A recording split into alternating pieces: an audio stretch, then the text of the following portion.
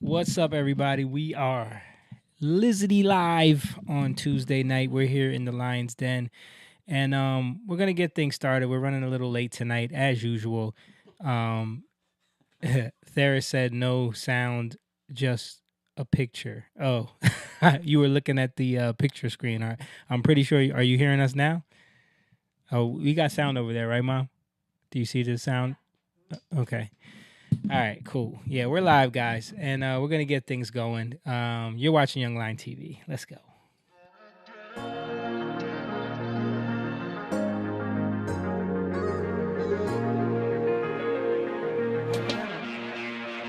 Young lion, everywhere I look, they're dying. Everywhere I look, they're dying. Young lion, everywhere I look, they're dying. Everywhere I look, they're dying. Young lion, won't you get up and start fighting? Everywhere I look, they're hiding.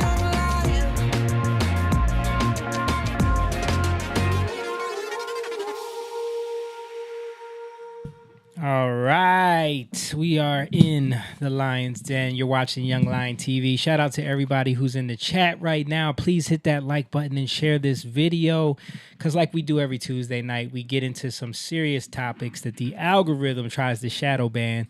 So, the only way that we can kind of get some traction is if you guys share it. All the stuff that's been working for us on Instagram and on Facebook and everything has been through people sharing the content. All of our viral clips, when you look at the analytics, it's all from people that aren't following us, people that never heard from us, because people are sharing the stuff. So thank you guys who have been posting that up and sharing that stuff. People have been making remixes of our clips and all that stuff. We appreciate y'all.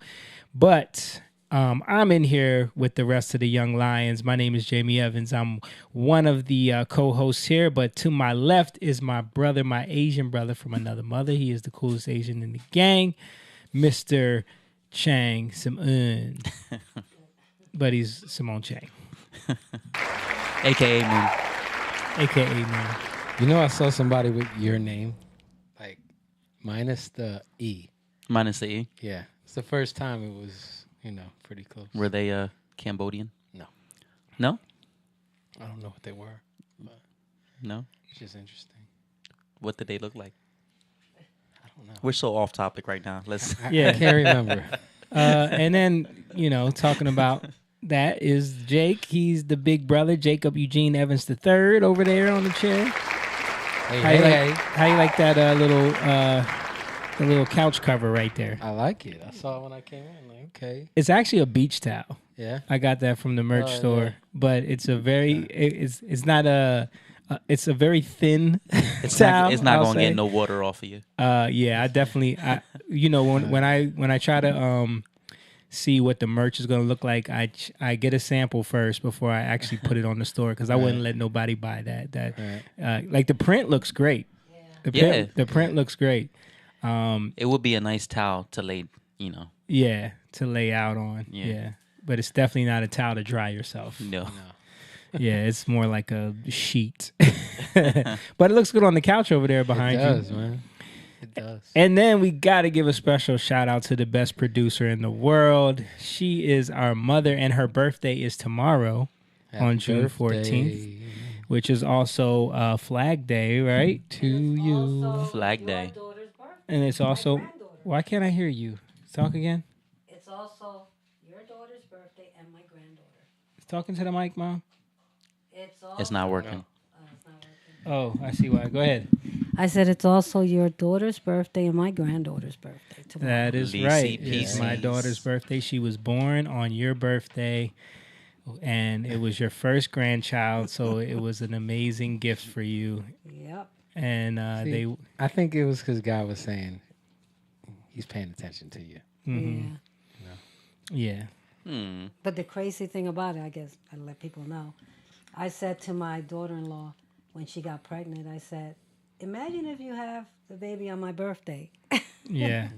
And there And you it go. happened. And it happened. And it wasn't even like, Yeah. induced or anything. Like, she actually went into labor Yeah, the night crazy. before. Yeah. So it's very interesting. But yeah, thank you, That's Mom, cool. for being here tonight. You got Jeffrey said, "Happy birthday, young lady." Oh. Who's Jeffrey? Ow. He's in the chat. That's Jessica's. You're gonna have Oh. officially a teenager. Yeah. We got a shirt that she's hoping gets here today. It says officially a teenager. That she wants to wear to school tomorrow. Shout out to Paul. He said, "Yo, fellas, Paul, we'll see you on Friday, bro." Right? Paul said he's coming to the show, guys. Oh, that's what's up. Jeffrey's coming too. Oh, Jeffrey's coming to the show. Yeah. Nice. Jessica's nice. bringing her whole family. So you can meet my mom in person, Jeffrey. Okay, just throw that out there. I don't know. Jamie always starting. Jamie always. Paul said, "Happy birthday, Mom." Thank you. Theris said happy birthday. Thank you all. And Theris sent Appreciate it. 300 stars already. Shout out to Theris. Yeah, and listen, Theris. speaking of that, shout out to everybody in the chat. Make sure you guys are putting in them likes and them comments and subscribe and all that stuff. If you're watching on Twitch, if you're watching on YouTube, if you're watching on Facebook, on Rumble, share this video, hit the like button, help us out with the algorithm. And don't forget, if you want to become a part of the Pride, if you want to join the Young Lions and support what we're doing in a deeper way, you can go to Patreon, patreon.com/youngliontv, and you can become a member. And there's plenty of tiers on there that you can sign up for. Also, we have a Cash App if you want to just like throw a little donation at us. It says $YoungLionTV right on Cash App. You can throw that at us. And I see Jessica in the chat said, "Hey guys." Hey. Shout out to Hey, Jess. Jessica. So I'm sure she'll be there on Friday, right? Yes. Yeah, she will be there. I knew that. So we got a new song about to come out soon? Got a new song coming out. Yes. When is it? 7/7. 7/7? Wow. 7/7 is 7/7. it's Jessica's favorite song. Oh, she likes that loves song? She's always Open? singing it. Wow. Yeah. It's a good one, man. It's a good one. I gotta put that video up of Jakey just Oh yeah, yeah. just singing it at the table. Put it Yo, you got to put that it up. He was belting it. Yeah, When was this? this was a while ago. Oh. Maybe like last year. Oh, okay. Well, if you guys do want to hear the song live, we will be performing it on Friday at the show in nice. Woodbury, New Jersey. We'll be hitting that song along with a lot of new songs that we got coming out and some of the classics that we have already put out and the ones that people love. So shout out to everybody who is in here right now. I'm excited about this new song. About we just the one we just Oh, recorded. dude, I've been listening to it. Did you listen to the update I sent y'all Yes. today? Yes. Okay. It's, Which one it's is that? amazing. Yeah. It's one you haven't heard yet, Mom. No, but I mean, what's the name of it? It's called called Grateful. Oh, Grateful. Yeah. And Nice. it's got like an African. Yeah, Afro beats Afro / calypso kind of vibe. I feel like the end should be longer though. I know.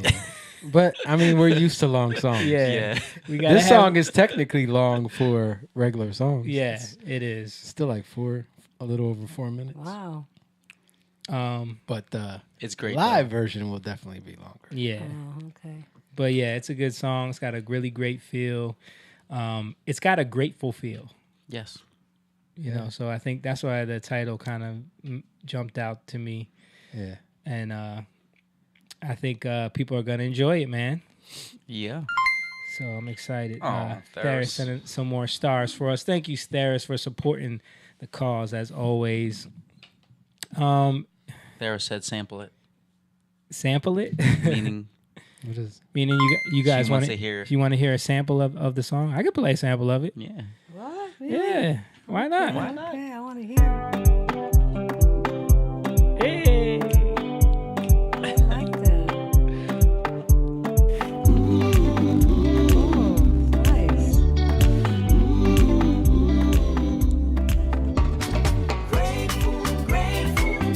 I'm getting the chills. Hey, hey, hey.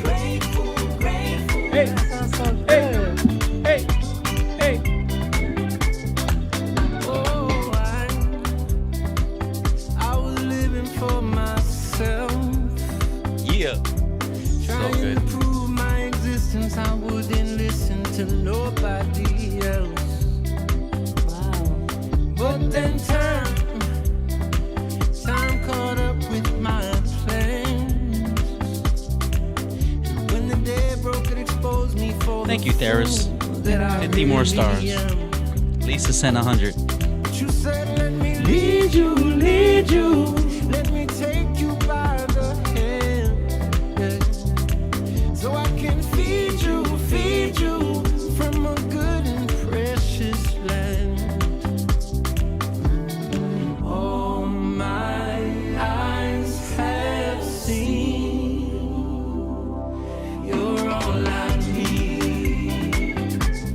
You're all I Hey. Dara said, I like the sound, like beach music. yeah, it's definitely got that Summer vibe. that summer vibe, right?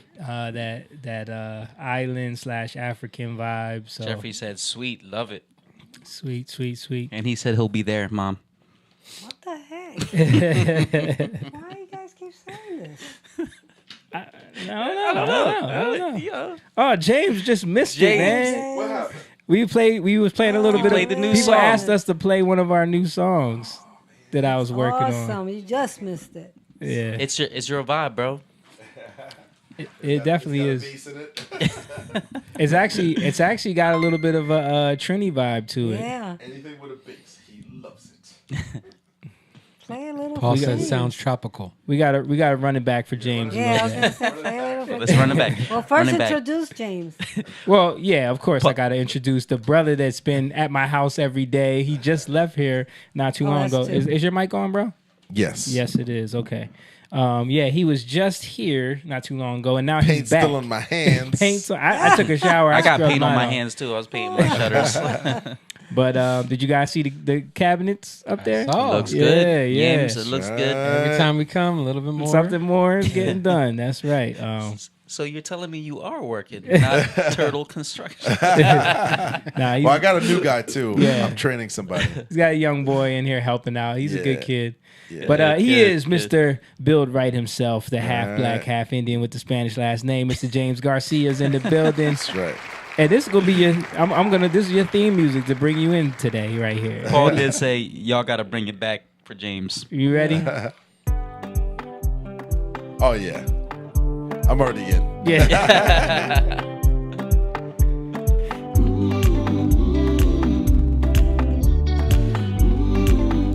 It almost kind of reminds me of like the African. Oh yeah. I like it.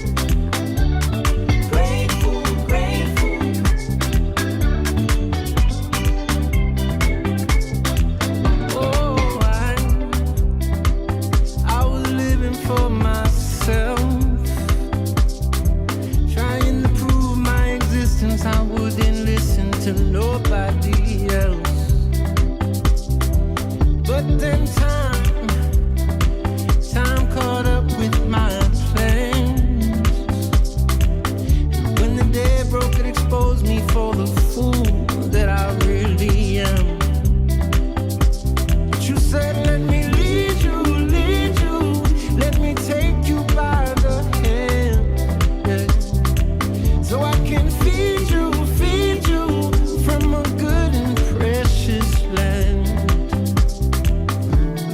All my eyes have seen, you're all I need. Yeah. I get the chills with this I'm song. in. I don't know why. You like it? You like Hot, it? man. You like it? Send it to Shaniqua immediately. It's got a little of the Trini vibe. I right? like it, man. Yeah. It's good. Yeah, it's like a calypso Afro beats Man, mashup. y'all are gonna confuse people. Where? We're just confusing. You're confusing. That's what we do. Nah, man. This is good, man. We're Courtney said, "Hey family, this song is fire emoji." Thank you. Yeah, we are. Are we we're performing racially, that on Friday? We're not. We're No, not. no, no. We're not. I know. I want to. But You gotta break it out. I gotta Getting the whole band I gotta to make get sure it, the whole right? band is ready to Yeah. kill it. You know what I'm saying? If y'all do it, man, y'all gotta have the dance floor. You can't just. Yeah. You gotta have something. Yeah, you know what I'm saying. I want it to be. I want it to be represented right if we do it live. You know, we're perfectionists on stage, Yeah. so. But it's brand new. Like we're rushing to get that one done so we can get it out before summer's over. Nice. What was the inspiration on that? Literally, it just came from that little line Jamming that the out. bass that Carter's playing on the bass. That doom doom doom doom doom doom doom doom boom boom boom boom. Yeah. Like it started from that, and I started playing like a little calypso beat. I was on the cajon playing a calypso beat, and Nice.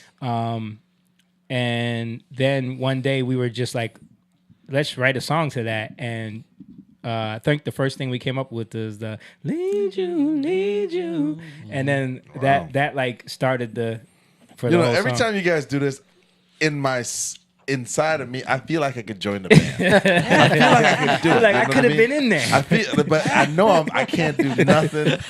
I know immediately you guys would kick me I out. could have jumped on some But I bongos feel or something. how I feel is I feel like I could just like give me the guitar. I feel deep down inside I could do it. You know, when I'm watching you guys up there, Right. and I'm seeing you guys, and I'm like, man, I could, but I know I can't.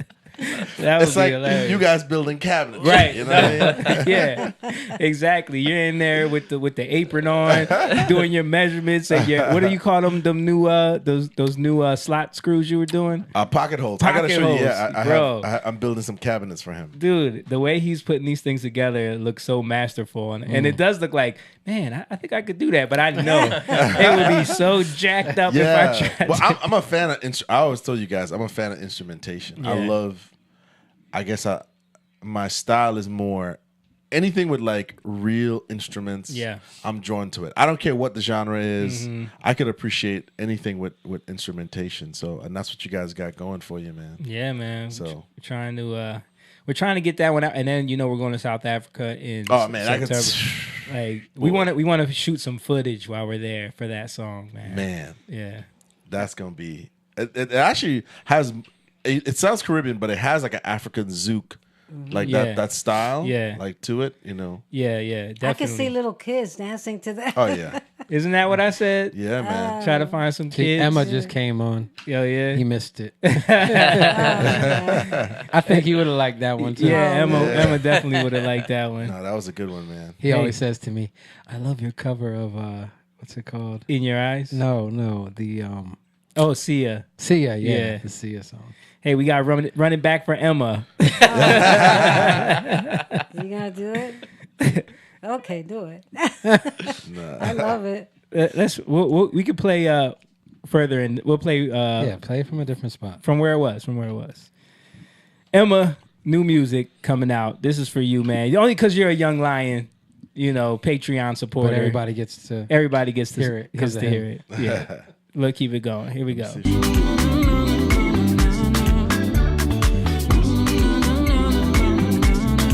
So now I'm learning to walk in your steps. And through the valley of confusion, I've been losing my apprehension with death. But you said, let me lead you, let me take you by the hand. So I can feed you from a good and precious land. I owe it all to you, giving my heart to you. Freedom becoming true. Nobody else like you. Do what you promised to, and I'm so grateful for your love. And all my eyes have seen.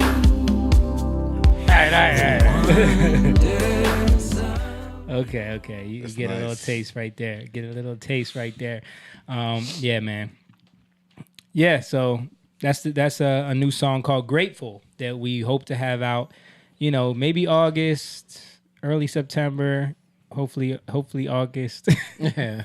I just thought she could jump on and she didn't respond. So She missed it. Hey, you can always rewind it back. yeah. But yeah, man, we were excited about that one. It's been Emma said the song is fire. Paul said just give James a shaker. listen, I'm telling you, man. Every time I see him, because I'm with them here, So when I'm watching and in the audience, Yeah. I'm like, how can I get up there, man? How can I get to the yams? Get to the yams. Oh man. That's another thing. Like, it's when we're around, when we do shows, and a lot of times it's a mixed audience. Yeah. You know, it's cool to do stuff like somebody might like a song, and then they're like, this ain't really my thing, but I like it. Yeah. You know, you see that a lot. Yeah, Like, yeah. I like watching that. Like, Yeah, because the genres that we do are so different. yeah. We mix it up a lot. Definitely. All right, man. So that was it. We had a nice little music break there, but look, Emma said the beat bringing some Africa vibe. Exactly, Yes. man. That's what I we were like it. going for. We were doing like a Afro beats mashup with calypso and Yeah. that type of vibe. Now you got to do another one. Yeah, You know what I mean? yeah. More like a to honor the Puerto Rican heritage. You're salsa? you're honoring your wife's heritage. Yeah, And you gotta. I gotta honor the Puerto Rican heritage, huh? Yeah. What do we do? Reggaeton? No. I mean, do we ever force? We don't. It's not like we were like, we need to do this type of song. Right. It just came out, right? That's So- absolutely true. If it comes, it comes. Yeah. It's just got to be. It's got to be organic. Yeah. Yeah, can't be forced. All right, let's get into some stuff, man. So, first things first. Trump is arrested again, right? Yeah. Arrested again. Crazy. You see the line? Yeah, they People were trying to get in to get watch in. him. Yeah, limited seating, a ton of people out there in support of him. But we all know what this is. Yep. It is a complete Hateful. yeah. Dog and pony show. Yeah, they're literally trying to just anything they can to keep him from running again. And it's funny because we're going to talk about the Andrew Tate interview with PBD later, and he talked about that because he talked about the Matrix, and he was saying like the reason why I use the Matrix all the time is because you can see people turn into. They talk about how anybody can be an agent on the Matrix, right? And how everyone who's tied into the system is open to becoming an agent. So anyone who is like totally bought into the system or being used by the system or relying on the system, they are capable of being turned into an agent at any moment. And he was like, "Why? If you bring up COVID to most people in the middle, you could be having a friendly conversation. You bring up COVID or you bring up Trump, and you watch them become an agent in real time. You see their eyes change. Yeah, I see it all the time. Like, yeah, when I bring stuff up, because I'm always I'm always guilty of that. Like, well, yeah, you're the bring up stuff guy. I bring stuff up to people, Yeah. and they definitely get uncomfortable. Yeah. Like, you see it in their eyes, like. Yeah, But I do it because people don't think about it, and sometimes, and it's not much.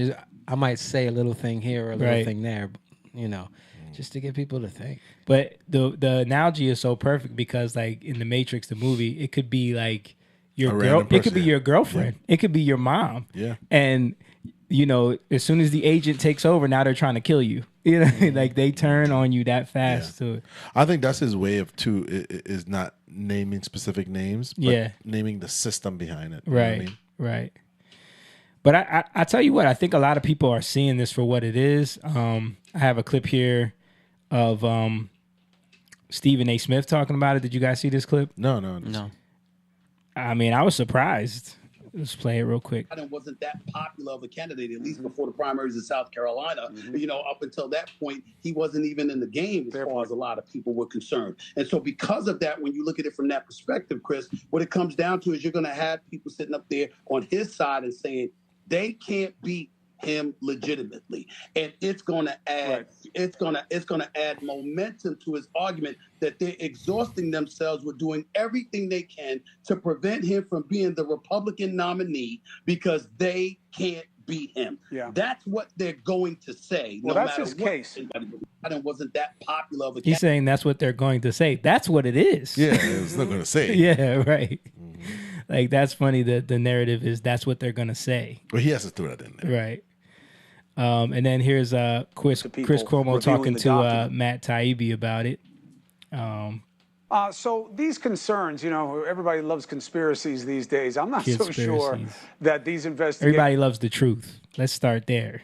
It's not everything that's true is now a conspiracy.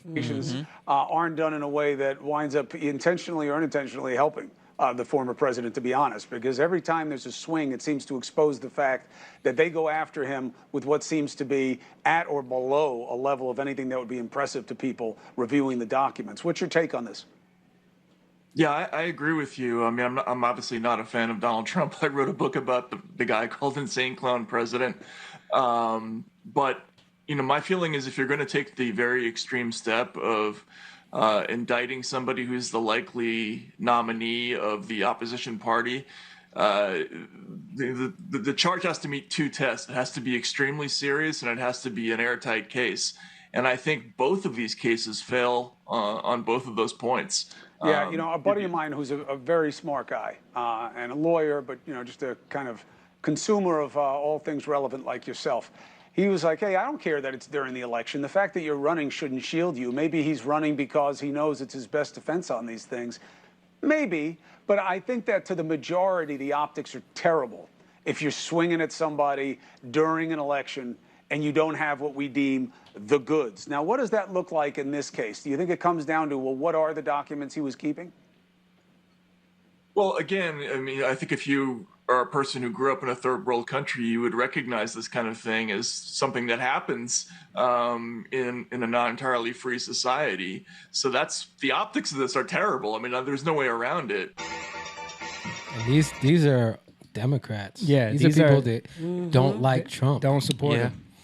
But they have to be Not even don't support him, don't like him. Yeah. But they have to call it for what it is. Because it's so blatant. That's how you know, and I've said this before, pride gets so bad that it can't see what it's doing. Well, isn't the term pride happens before the fall? Yeah.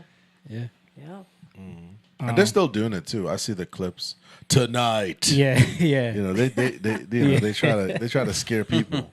Will Trump be indicted? Indictment for former disgraced president. Right. Get out of here. Yeah. Come on. And that's all they've been playing. I haven't watched the news, but my cousin told me that's all they've been showing the whole day today. Of course. That they did it the first time. Because what they want to be able to do is they want to be able to make all the ads about the only president to be indicted twice. Yeah. Federal indictments. Do you want this running our White House?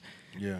And he gets ratings. Yeah, you're right. Trump boosts ratings for them. That's true. Yeah. They have nothing on him except for that soundbite. Yeah. That's what they want. That's all they want. They want the optics of him. They really want the perp walk, but they can't do that because of Secret Service and all the rules and everything. But I mean, I saw a picture of Hillary Clinton. I posted it on our story on Instagram wearing a hat that said "but her emails." Yep.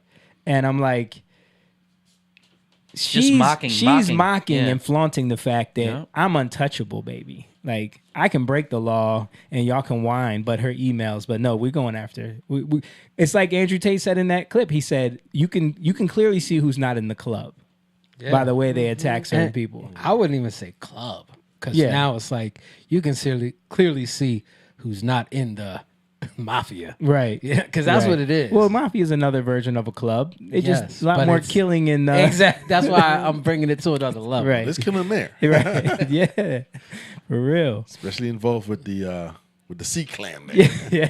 Well, speaking of clubs, let's move on to the next topic.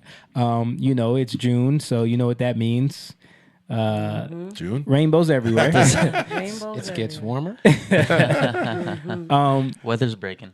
It seems like there's a huge shift happening in that front, though. Like, did y'all see today that Starbucks just told all their stores to pull any, they're not allowed to post any Pride paraphernalia in their stores? Starbucks, bro, ruled this today. Yeah, well, they've been getting a lot of backlash. They're looking at the numbers from Target and Bud Light. They're like, we don't want no parts of that.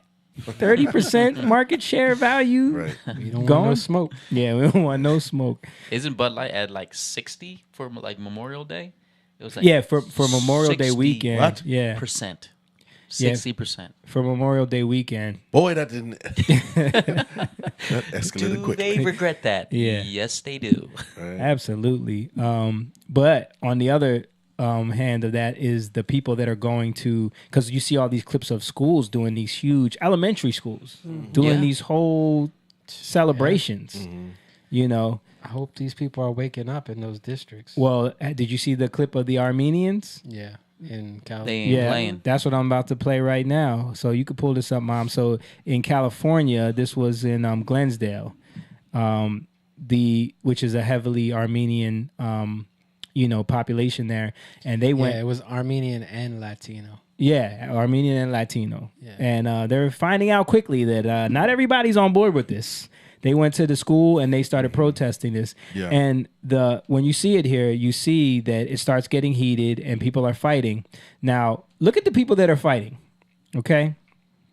You got everyday people dressed like parents that are there. And then you got these masked people in hoods, Yep. black. They got Man, you know who that is. yeah, we know exactly who that is. Operatives. But what I'm saying is, when you listen to the news articles about this, all of the narratives were far right extremists attack gay rights parents. Yeah. Yeah. Not When true it's at the all. total opposite. It's the total opposite. Far left Far left extremists attack are attacking Right. parents. that are protesting the LGBT stuff. AKA Antifa. Right. Yeah, it's definitely Antifa. I mean, clearly. But the thing is, they don't understand that these Armenian Christians, these Mexican Christians, they're not on board with this. Right. And to be clear, from what I heard of it, they're not protesting homosexuality per se. They're protesting teaching it to the kids. Exactly. The push to the kids, Right, because exactly. they don't. The news and the media don't want to say what that is. Right. They want to make it look like it's anti-gay. Yeah. Yeah. It's not the literature that they're trying to promote to children. That's what how they're they doing. push it. That's the push against DeSantis doing the parental rights Yeah, I saw that. act Yeah. in Yeah. Florida. It's not saying you can't say gay. You can't talk about sex to 3-year-olds. Yeah. Gay You know, or straight. Gay or straight. It don't Right. matter. Yeah.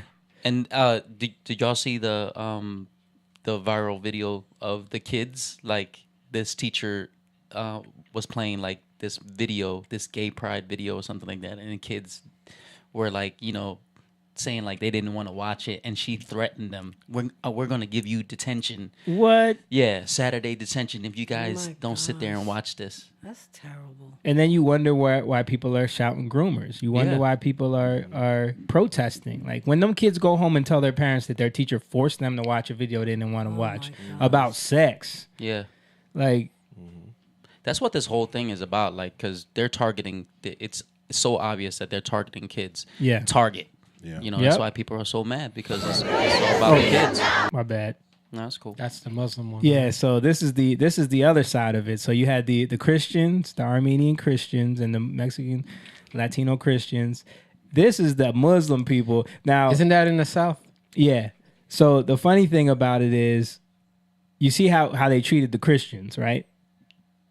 Yeah. They started fighting. When it comes to the Muslims, because there's an intersectionality kind of battle there that they can't really go too far. Watch the difference. Watch the difference in their demeanor. Protect our children! Protect our children! Protect all children! Protect all children! Protect our children! Protect our children! Protect our children! Protect our children! Oh, let me move it along. Oh, here you go. Secular school! Secular school! Secular school! Secular school! Secular school! Secular school! Secular school! We should free them out! We should free them out! We should free them out! See, they know they can't get in their faces. They can't scream at them. They can't Right. shout them down. Like you see in all those other protests, they can't get aggressive. So why are we always bringing this up on here, Jamie? What? Why are we Why are we up? bringing this stuff up? Because we got to show people that there's a line being drawn in the sand, and we easily can get tricked into going along with just going with the flow of what the world tells us to do. It's the Matrix analogy again. You know, you can. It's kind of like walking past a homeless person, and you walk past so many, you forget they're there. Yeah. Where does that happen? Until they're in your face. Right. and they poop in front of you. Right. Sounds like some of those This cities sounds like the cities. in California. Yeah. Right? Well, San Francisco specifically. Yeah. Like is it going to take that for you to start worrying? Right. And Or that's the problem. To speak up or to do something or to care, Yeah. you know. Yeah, because it's like you can ignore it all you want and just be like, oh, it's not that big of a deal. It's not that big of a deal. People deserve to, if they want to be out there on the street, leave them alone. They're not Right. bothering anybody. And if I could add to it, part of it for me, I mean, I can speak personally. Years ago, yes, I cared about this, but I wasn't as concerned. Mm-hmm. And I think that once you really start looking at the core of a family and the family values, and you have children, you start to change your perspective on it because you watch their innocence. Mm-hmm. Because when we were younger, it didn't matter. You know what I'm saying? Yeah. Like, oh, let live and let live. But as you really begin to, you know, especially if you were married and you have children, you have a family, and you're growing a family, you see what the work it takes to do that. Not just financially supporting them, but being in their life, watching how impressionable your children are. You know what I'm saying? And them absorbing information. You understand that they believe in the cartoons they're watching. They believe in this. They could watch a show and your daughter is dressing up like these little things. That if you pushed it a little bit more, she would believe everything. Yeah. Mm-hmm. So if a teacher if at home, you could regulate that. But in a public school, a teacher is allowed with unbridled free will to just pump an idea. It doesn't necessarily have to be homosexual, but any idea to your child. That child will absorb that. Mm-hmm. And us seeing that as parents, we know that it's important that we stand up and say, this is wrong. Mm-hmm. You know? I think Santa Claus plays a big part in all this. Because, and this is what I mean. You tell your kids because you want to play a game with them lies that Santa Claus is real their whole life. And then when they grow up, they're like, hold up, this ain't right. But then when they have kids, they're like, you know what? I like that. Yeah. Because they bought into the tradition. But what does trauma want to do? It wants to inflict it on someone else. Right. Because what that does to any child, I don't care what you say, is it teaches them that it's okay to lie and make things up. It's so as long as it's for fun or as long as it's for, you know, if it's socially acceptable lies, you know. And instead of teaching them meaning. Yeah. Instead of saying, this is where this is from. Like, you can't be afraid of these things. You know, when my kid, the rainbow, like you see the flags. My kids, what are the flags? I tell them what it really is. Yeah. I show them where it comes from. Right. I always have conversation with them to bring them back to the meaning of things so that when they do see the imposter that tries to come and say, no, this is what it is, they can't get it off because they already know what it is. Right. You know? But if we're just afraid of these things and we're like telling them lies, oh no, you know, just because Santa Claus is just a diversion from the truth. Like, you're playing games. Yeah. When really it's more like we grew up, our dad never taught us that. Right. Our mom. We grew up never believing in Santa Claus. Yeah. But we weren't mean trying to tell other people he's not real. Yeah. But we saw how, like, we got past all that into the meaning. Yeah. Because it's like, oh, cool, we get gifts, but what's the purpose of the gifts? Mm-hmm. So now we know, oh, it's because Jesus got gifts. And really, it doesn't really matter. Yeah. So the point is, it's about Jesus, right? But my thing is, we're always looking at, like, think about why we're always, especially today, people are like, but you didn't know that this, and this happened. But you didn't know that. Why don't we know? Because people are not telling us the truth from the door about so many things. So then you got somebody who will come along and say, but you didn't know this, and this. And a lot of times it's not true. Like, how many people here and I'm talking about religion. How many did you know that the Council of Nicaea came together and brought all the books of the Bible together? So that's the only reason why we got the canon of Scripture. Right. That's a lie. Mm-hmm. But you hear that regurgitated over and over again because you don't know the truth. So then Right. somebody comes in, hijacks it, Mm-hmm. gives you something. You think they're telling you the truth until you find out.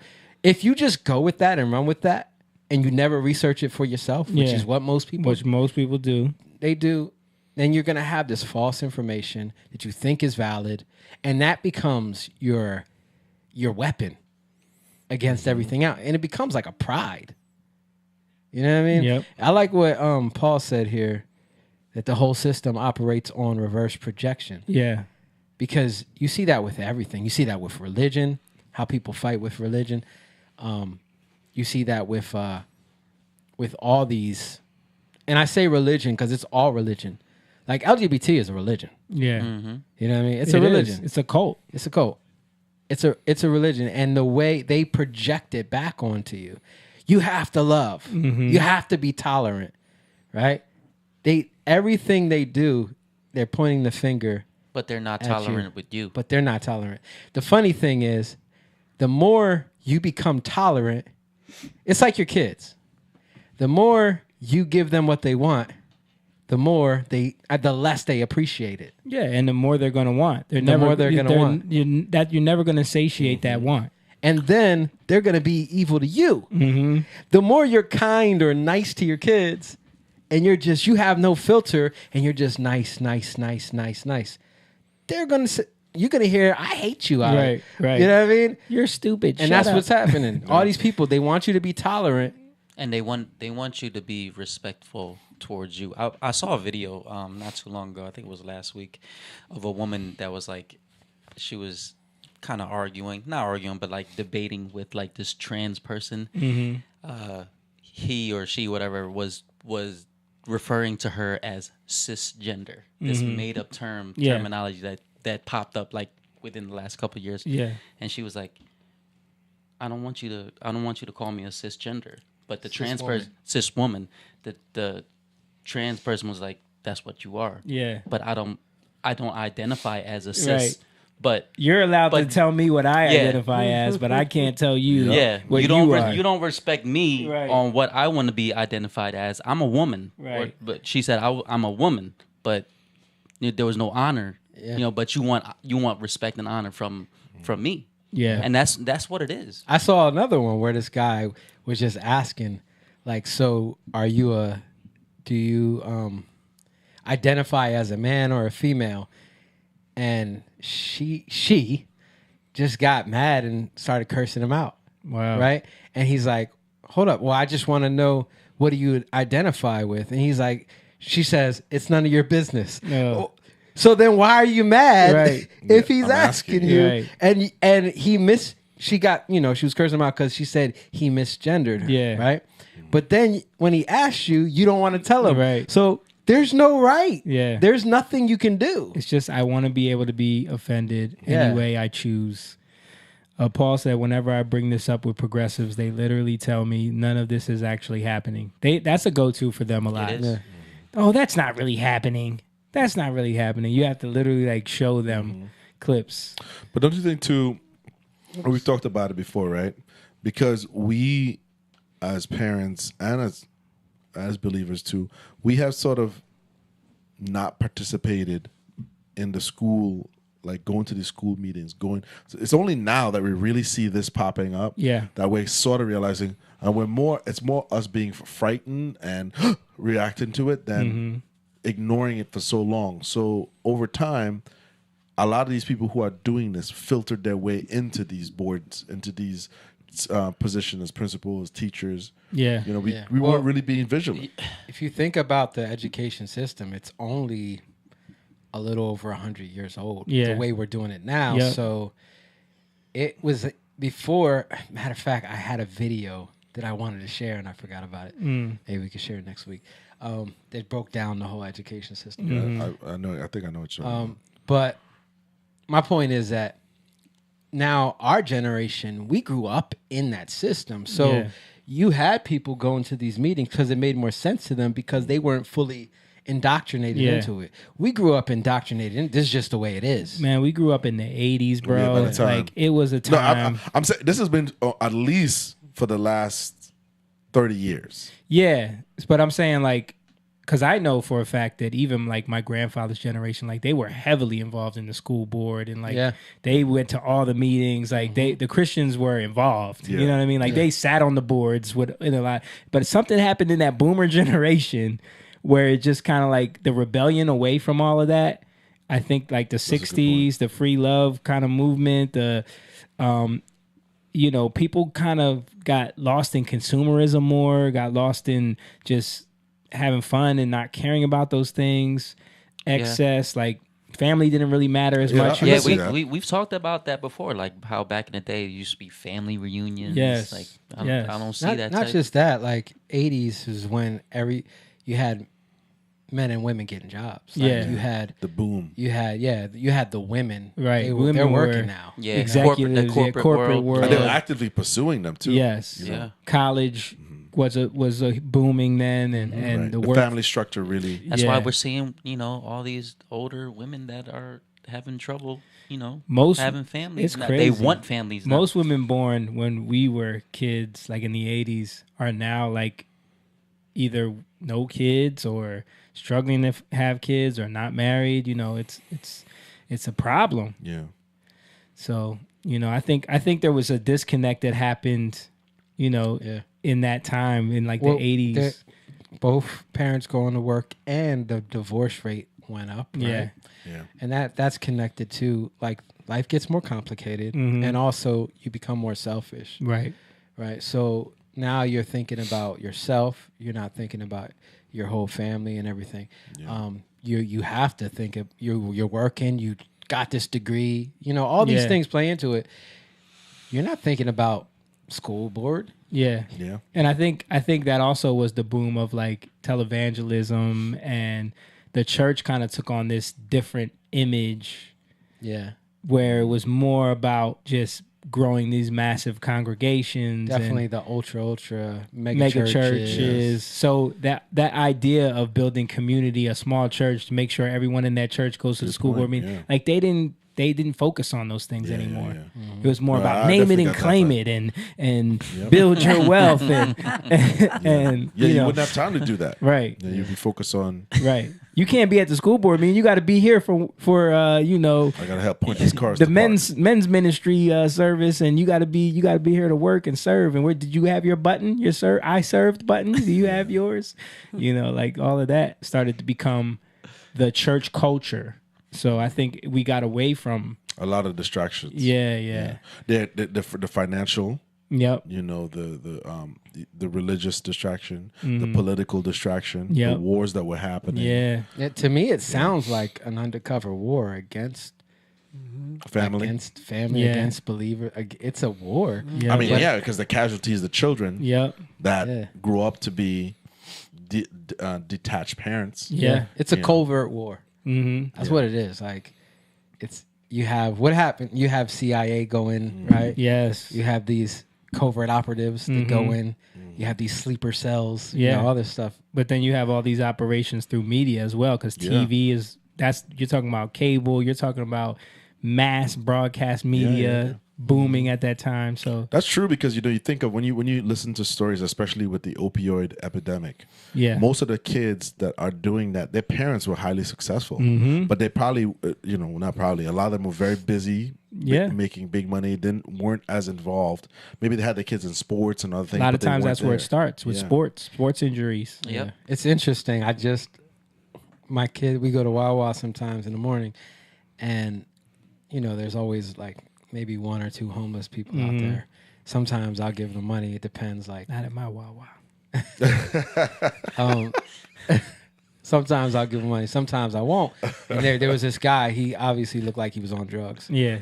And and then the kids asked me like, "Why are there always homeless people?" They started asking me. And I'm like, "Well," and I was just explaining to them about irresponsibility, about people having trauma, and then people getting on drugs. Yeah. And they're like, "Well, what are drugs exactly? Like then they're asking me about that. Like Trying to get. I'm like, it ain't even think like, oh wow, they There's don't so even many know. layers of that Right, they right. don't understand. Yeah, they kind of knew a little bit, Right, but right. then you got to explain all Yeah. that. So, but it's always funny, man. Like, Yeah. kids will make Yeah. you get into it. Yeah. Well, I want to keep it going because I really wanted to get into this next topic because it was a big story that came out last week, and we're talking about things that we miss, things that happen right under our nose, things that are undercover. And there was this big story from the Wall Street Journal where they exposed how there was a huge pedophile network going on Instagram right What? under everybody's nose. Yes. Yeah, dude. Yeah. my God. Like crazy. Like the Wall Street Journal did a whole investigation on this. I couldn't, I'm not subscribed to them. They want you to pay, so I couldn't pull it up. But Tim Pool reported on it, so I'm going to play a little bit of his reporting. Company says it is improving internal controls. Instagram, the popular social media site owned by Meta, helps connect and promote a vast network of accounts openly devoted to the commission and purchase of underage content, according to investigations by the Wall Street Journal and researchers at Stanford University and the University of Massachusetts Amherst. Pedos have long used the internet, but unlike the forums and file transfer services that cater to people who have interests in illicit content, Instagram doesn't merely host these activities. Its algorithms promote them. Instagram connects and guides them to content sellers via recommendation systems that excel at linking those who share niche interests, the journal and the academic researchers found. There's a question around Section 230. At what point? Yeah. So they found out that people were actually using the Instagram algorithms to purchase, to find, to sell content. And it was just openly like some of the hashtags were just like teen sex, like underage sex. What? Like Wow. like it was So you're telling me they had all these police on there. You know what I mean? Police and everything. Yep. But Yep. yet they're not looking at any of they this could stuff. they could They're just ban you if you said if you said hydrochloroquine. Yeah. They could ban you or ivermectin. But all of these things went under the radar. It was the same thing at Twitter, if you remember correctly. Remember? Yeah. They found out that there was a whole pedophile ring going on Twitter. Once Elon Musk bought it, they did a job of like canceling all that. But people were just openly using hashtags to distribute child pornography. They're too busy, Crazy. finding the right wing stuff. Yeah, to exactly. Ban them Exactly. for dumb stuff. Banning the people that are pointing it out. Hold on, let me play one more part of this. They say, though out of sight for most of the platform, the sexualized accounts on Instagram are brazen about their interest. The researchers found that Instagram enabled people to search explicit hashtags such as pedo. Wow. Jeez, I don't even want to read some of this stuff. So I'll read it because he don't want to because he hates getting flagged by YouTube. So they explicit hashtags such as they're blanking it out. So hashtag pedo w something, hashtag preteen sex, hashtag little something. It's blanked out, but yeah, these are the things that people were pushing on Instagram Crazy. openly. Instagram accounts offering to sell illicit material generally don't publish it openly, instead posting menus of content. What? Certain accounts invite buyers to commission specific acts. Holy crap. Dude, yeah. That's And he goes sick. on to read the rest of the article. But I mean, and a lot of people were reporting on this and showing how one of the things that kept coming up was certain emojis. Which ones do you think where they were? Misa. Exactly. Yeah, I don't know if you understood his gibberish. Can I say it? Yes, say it. Pizza. Well, it was one of the emojis that kept getting linked to these hashtags and these accounts. Now, you remember... For those who don't know. For those that don't know, we will... there was a certain little thing that went viral back in 2016 I remember that. called Pizzagate. Mm-hmm. Do you guys remember this? Yeah. Yeah. Do you remember how much they tried to ban anyone who talked about this? Do you remember how much they tried to discredit and make it seem like a conspiracy I do theory? remember that, yeah. And then they had some random dude who happened to show up at a pizza shop that no one knows where this dude came from, and he just shot he just opened fire into an empty pizza store, and then all of a sudden they had to ban that was what they used to ban everybody. Another one of these situations that just randomly happened. It was like, oh, now we got to ban anyone who talks about this. But the main account that everyone was exposing was the dude who owned Comet Ping Pong Pizza in Washington, D.C., which is a place that, you know, the Podestas always go to. Hillary Clinton was, and all this came up. And for those that don't know, the only reason why Pizzagate became a thing is why. You remember? Because of the emails. Hillary Clinton's emails got hacked. Yep. Do you remember Chris Cuomo going on TV and telling everybody, you're not allowed to read, it's illegal for you to read these emails. You have to let us read them and tell you what's in them. You remember Chris Cuomo going on TV and telling people that? Because why? Because there was a lot of weird stuff in those emails. One of the main things being John Podesta. So was he telling the truth? This is what I'm saying. Chris Cuomo. Oh, heck no. Is he ever telling the truth? Hunter Biden's like, where's Chris Cuomo when you need him? Yeah. So Pizzagate came up through the Hillary Clinton's hacked emails where they found out that there was this weird, everyone kept mentioning these pizza parties at the White House, and they're like saying these weird things like, I want my pizza with extra walnuts. I want my pizza with a map on it. Like stuff that like, what are we talking about? Yeah. But then you know how people are on the internet. They start digging into these code words and found out that there's a whole FBI database for pedophiles that use those code words. And they all link back. Symbols that they use. There's symbols. Yep. And some of these symbols were actually part of their signs. The signs, the logo on their pizza shops. So now, you know, anyone who is hearing this from the mainstream media can easily make this sound like some kooky. Not only that, one of those main guys, what was his name? John Podesta. No. The guy with the pizza shop. James Alefantis, which wasn't his real name. What does James Alefantis translate to in French? What? Isn't it something like "I love little kids"? I don't know.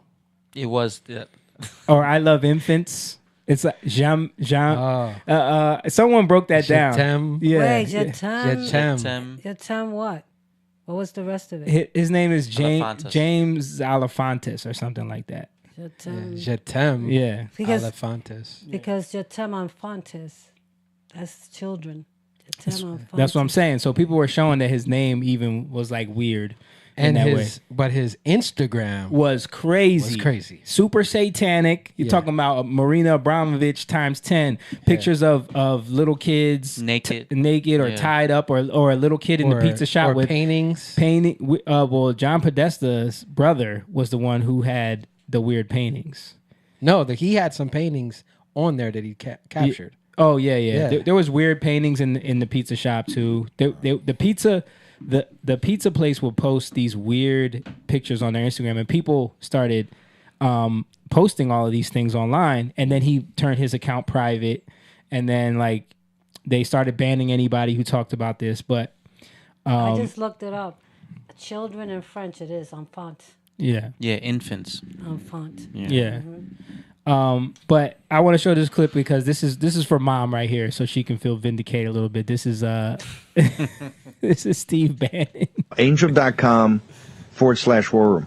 One of our tasks and purposes is to break the United States being the driver in demand in the world globally, drives this whole market, demand in the United States for underage sex and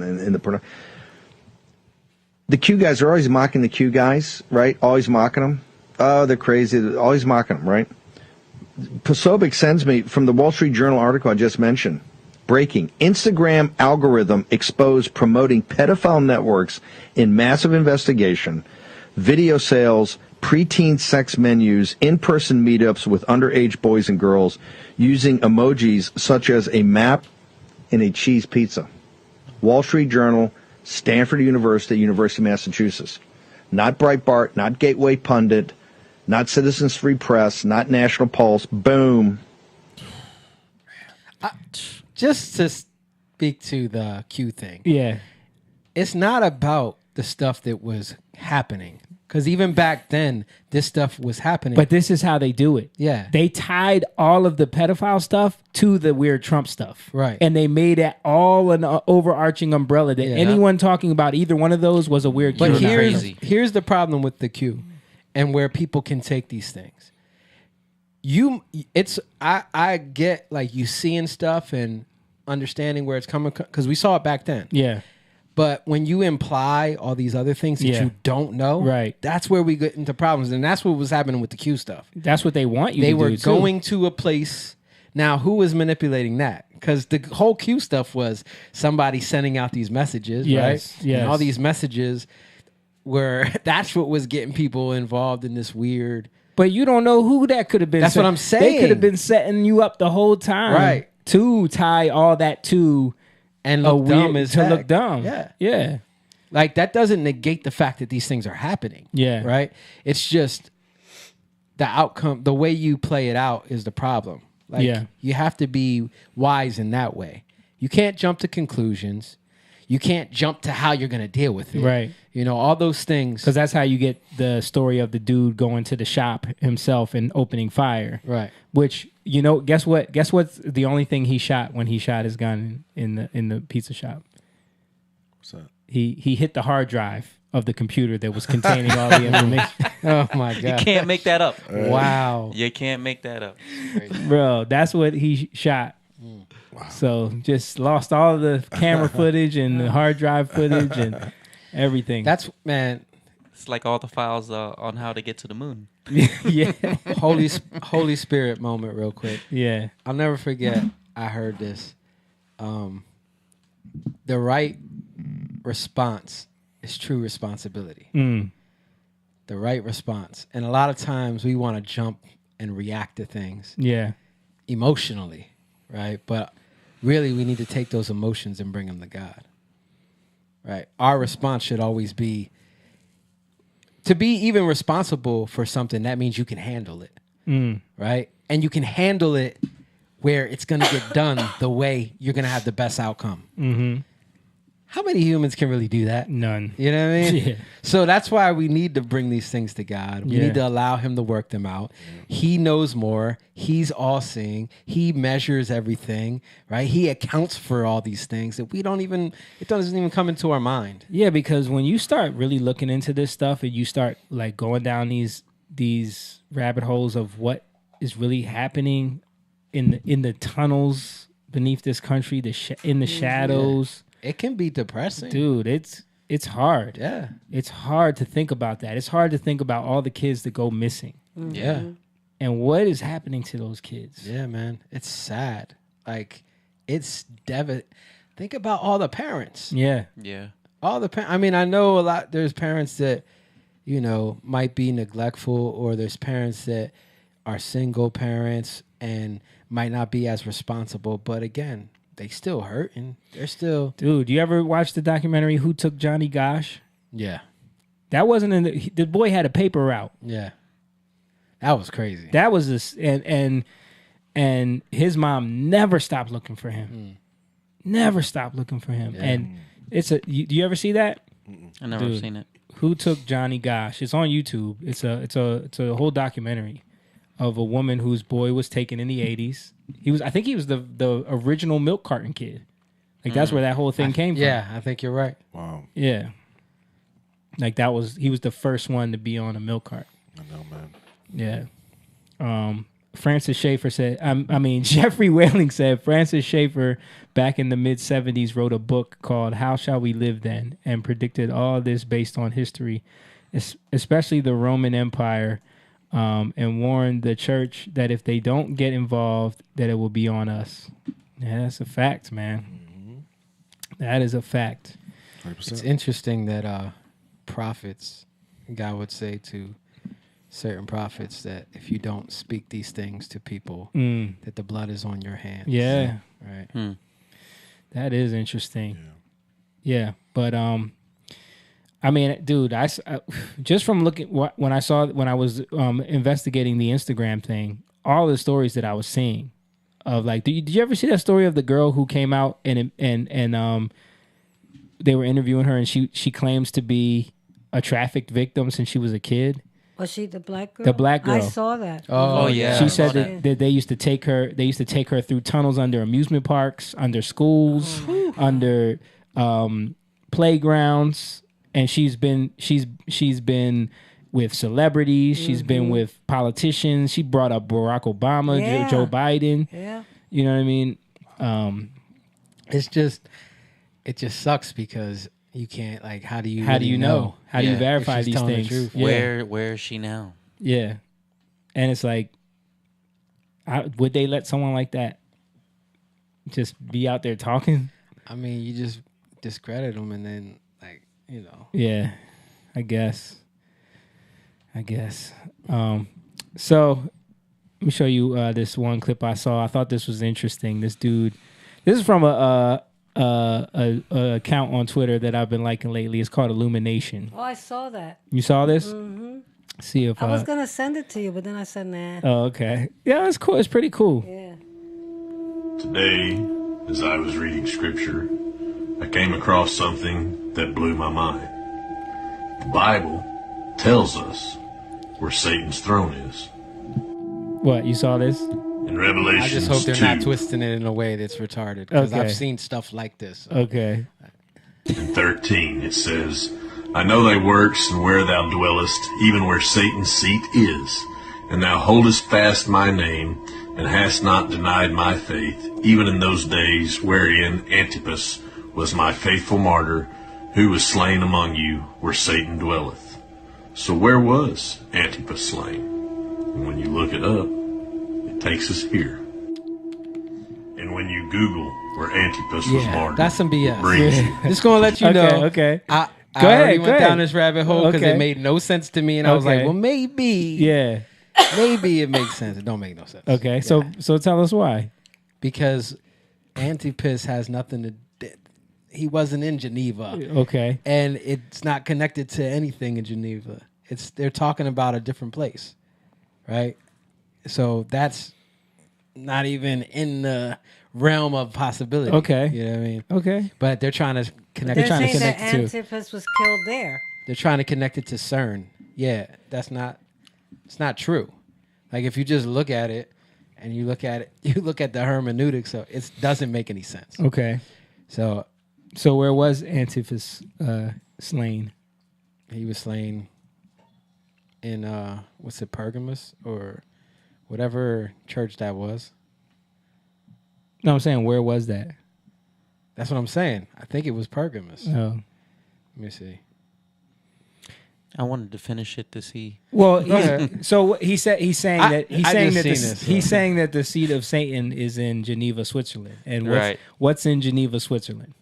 That's a CERN, isn't it? CERN is there, but what else is there? The Bilderbergs. The Bilderberg meeting is there. What else is there? Davos is there. What else is there? The World Yeah. Economic World Forum is there. Economic, What yeah. else is there? The WHO is there. Yeah. What else is there? All the Swiss banks.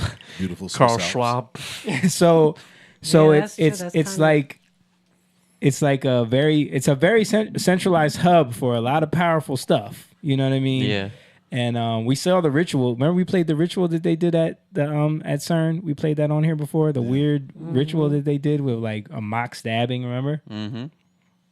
Yeah. So I don't know. I just thought it was I interesting. mean, there's definitely stuff going on in Geneva. Yeah. There's definitely some weird stuff going on in Switzerland. yeah. But it doesn't match up to that. To what That's he's all- claiming. Yeah. No, I listen. I like it. Yeah. Hold on. Yeah, Pergamon is the city. Okay. So that's what they're talking about. There was actually that was a great big Zeus temple there. Mhm. That's the Satan's throne. Okay. You know what I mean? That's what they connected to. Got you. So Makes sense. Okay. Yeah, see, that's why I wanted to play it to see That's get funny. it. I just watched that today. Wanted to see Oh. everyone's thoughts on that Yeah. because it is interesting that all of those Yeah. things. And he's playing creepy music. Yeah. But there's got to be some significance to why they have all of these things centralized That's in Geneva. trying to control the world. Yes, definitely. And also it's supposed to be like a neutral place. Yes. Right? So Right. that's another weird thing. They Right. ain't neutral. Yeah. Speaking of do you have that clip of BlackRock dude at the World? I don't. I don't have. I couldn't find it, but I know what you're talking about. We sent it to each other. Remember the clip of the dude from BlackRock just talking about, he was at the World Economic Forum talking about how they force these companies to fall in line. Basically, they use their investment strongholds, because what they do is BlackRock is one of the biggest investment firms in the world, and what they do is they get these companies to fall in line with the ESG stuff and all the woke stuff by funding them. So what they say is like, yeah, you'll lower your ESG score, which will lower the amount that we'll invest. Mm-hmm. So a lot of these companies don't want to lose that investment, so that they will capitulate to, all of these woke things because it helps them out. But I did have this dude. I did find this dude talking about BlackRock. It's just a made-up story. None of it's real. Woke up this morning in the United States of BlackRock. First thing I did is I went and sat on the toilet, pulled out my iPhone, and checked in on Instagram. Grabbed a glass, poured myself a glass of tap water. Then I thought I should make some breakfast, so I had some ham, a couple of eggs, and some of my favorite kind of bread. Threw a little bit of my jam on there. Then I got dressed in some of my favorite clothes. Walked out the door, hopped in my car, drove to the new job I just got, doing data analytics for Amazon. Lunchtime, I got hungry. I Ubered up some McDonald's, and then after work, I hit the gym on my way home. Got home hungry and tired, so I ovened up one of my favorite frozen dinners. But what he's basically showing is every major company is majority share held by Vanguard or BlackRock. I can't really see what he... Yeah, he's showing a bunch of the shareholdings for these major companies. And the top two are BlackRock and Vanguard, almost every single company. Right. So they have the majority stake in all of these companies. So that's how they can have such a say. You know what I'm saying? Because they can threaten to pull all of their stock. Yeah. And what does that do? What does that do if you have a public company and your biggest shareholder says, all right, you're not going to do what we say. All right, we're going to sell. Yeah. And then it might cause everyone, they might see the stock selling and then panic, and then everyone sells, and then you crash. Yep. So they have you by the balls, baby. Yeah. This is why the public thing sometimes, like you always see that with companies. Like they had, once you go public, a lot of times you lose your own integrity. Yep. You lose your own control. Sometimes you lose your company. Sometimes you lose your company. Jobs, yeah. The dude from Men's Warehouse. Yeah. Yeah, it's George Zimmerman. Yeah. It happens to him. Absolutely. All right. Let's get into some of this stuff from... Hold on a second. Oh, I did want to show this real quick. Just because we're entering into a new era here, and this kind of scares me. Apple Vision Pro, you see your world and everything in it. Your favorite apps live right in front of you, but now they're in your space. This is Vision OS, Apple's first ever spatial operating system. It's familiar, yet groundbreaking. You navigate with your eyes. Simply tap to select, flick to scroll, and use your voice to dictate. It's like magic. Bro, it's over. It's over, man. Like, this is one step removed from the Matrix. Like, we're just talking about the Matrix. I can see it now. 10 years from now, everyone's going to be walking around with those heads. You're never going to see someone's face again. Tomi Arayomi, he says 7 years left. 7 years left? Yeah. Dude, I can see. You know how you see, you never would have thought you would only see people walking around with AirPods in their ears. Mm-hmm. You see people, they made it so you never have to take them out. Yeah. You can. Do you know how many people walk around all the time with one earpod in? Yeah. And you don't know, like, a lot of times it's weird because you're like, who are they talking to? Yep. You think they're talking to you. And I know. But it's so common now. It's like, but it's just weird to me still. Because some people are just loud as heck.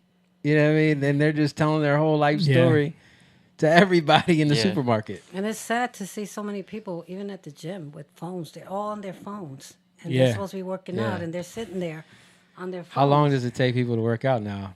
Yeah. They got to find the right video, the right song. Like it Yeah. takes them so long just to. But can you imagine the implications with these headsets and like Oh my God. AI That's gonna take control over people's lives completely. girlfriends, AI girlfriend? Oh my gosh. We were talking about AI last week and where it's headed. But you can see the writing on the wall, like someone totally immersed in this, because that stuff overlays over your environment. Mm-hmm.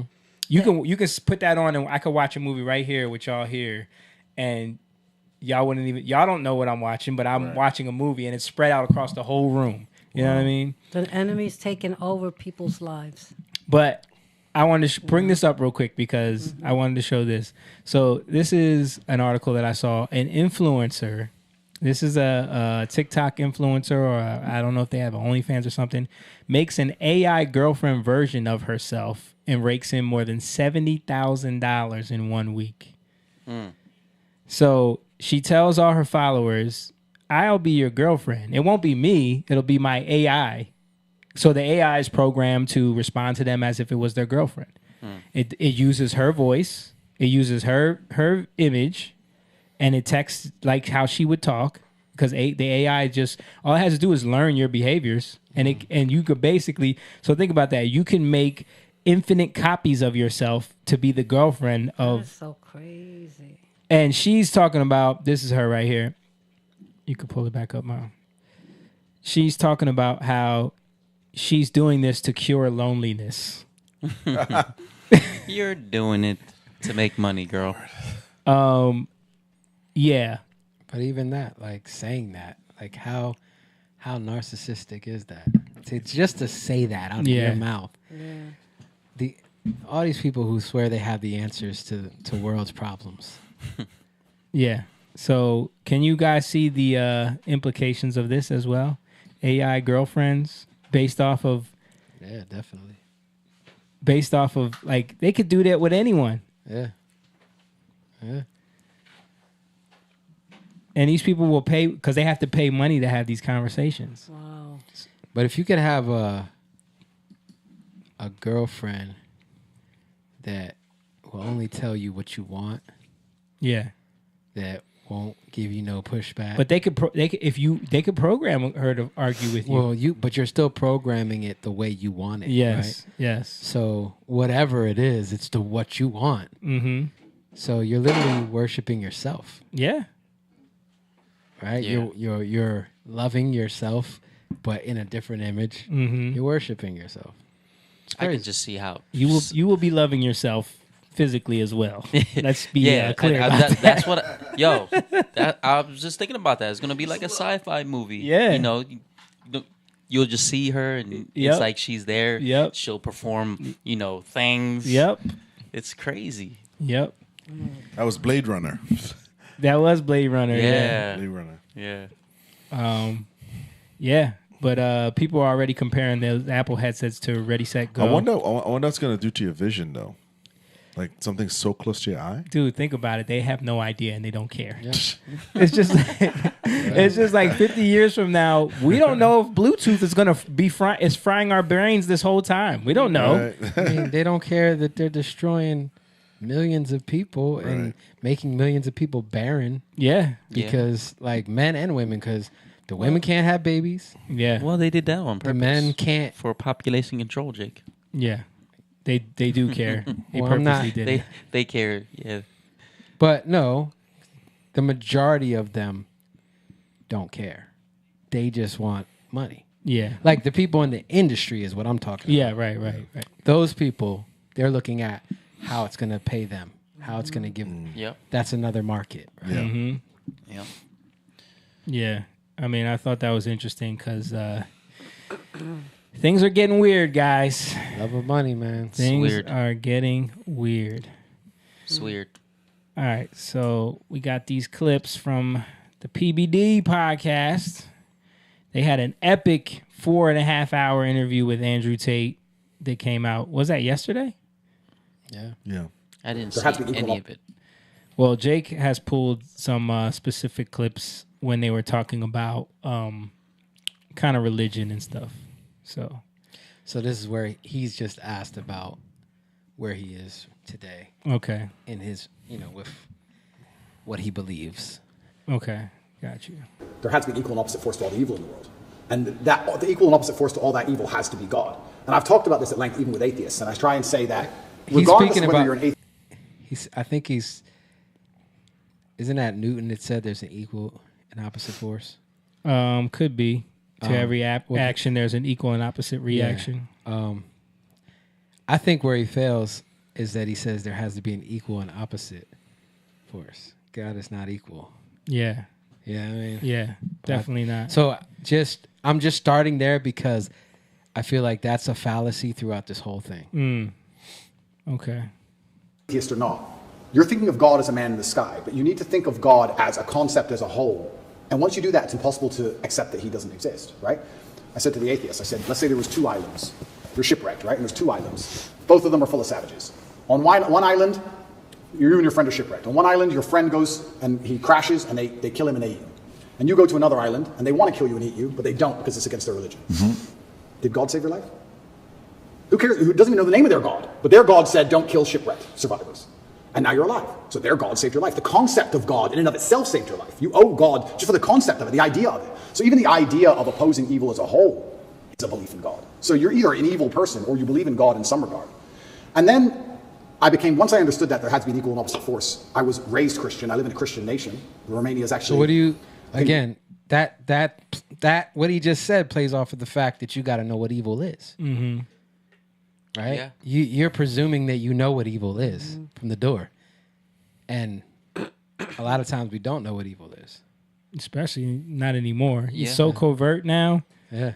It creeps in on us so fast before we even have a chance to realize that we are involved in evil. Is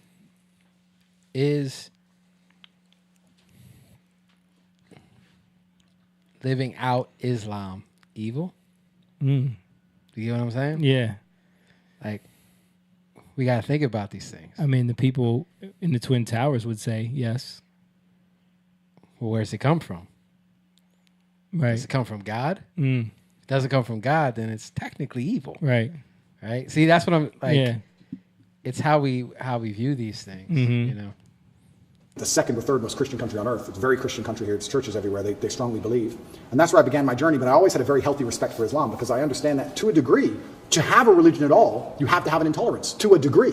Because without an intolerance, you don't have rules. You don't have laws. You don't have any, like you said, you have to earn God's respect. If you're a religion which is tolerant of everything, then you don't have to earn God's respect. You can be a bad person and do bad things. God loves me, so it's fine. Well, no, it's not. Because that's not the point of the religion. So then you extrapolate that out, and I was sitting and thinking, well, what's the primary function of a religion? Yeah. And the primary function of a religion, I don't believe is the religion exists so I can live forever. I mean, that's a nice thought. But I think on a macro level, the primary objective of a religion is to restore and contain some degree of traditional value within the society. How do you judge, let me change the way I worded that. How do you judge the success of a religion? Oh, so he throws a shot at Christianity. First of all, I don't believe it's a religion. I believe it's a government. I believe it's you're coming under a different kingdom. It's a kingdom. Yeah. So, but he throws a shot saying that it's not about having eternal life, right? Is basically what he's saying. It's more about working things out in the world in a system. But that's only for a certain time. But you have to think eternally. Right. That's the point, because everything points to eternity. It doesn't point to right now. Everything right now that you deal with right now is going to point to eternity. So even in that mind, like, I get it because you can't think eternally, because that comes from God, right? So how do you see what's evil? Well, that's eternal. You get what I mean? Yeah. How do you see what's good? That's eternal.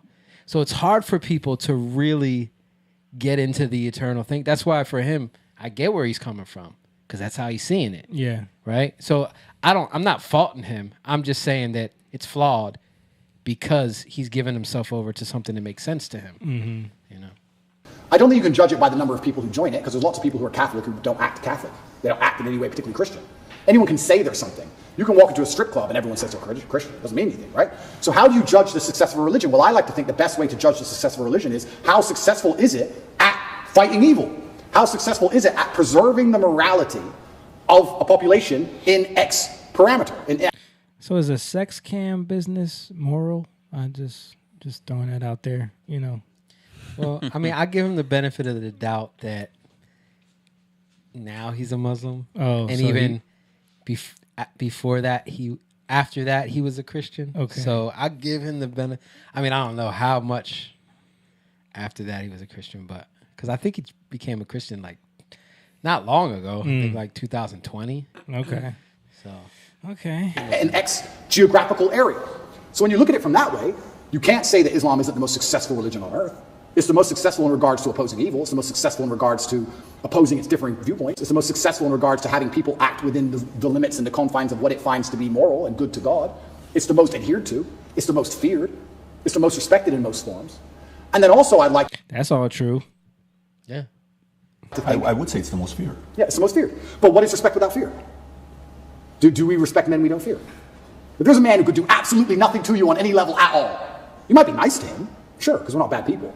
But would you really respect him? If you could take his chick in front of his face, set his car on fire, and he wouldn't do a thing, you wouldn't respect him. You might be nice to him because we're not bullies, but you wouldn't respect him. Respect and fear are linked. They're not always the same thing, and you can maybe have fear without respect, but it's very hard to have respect without fear. And also, I heard someone say once that we see the world as we see ourselves. If you're a thief, you think everyone's a thief. If you're a liar, you think everyone's a liar. And I kind of agree with that. I understood that. I also like to think we see religion as we see ourselves.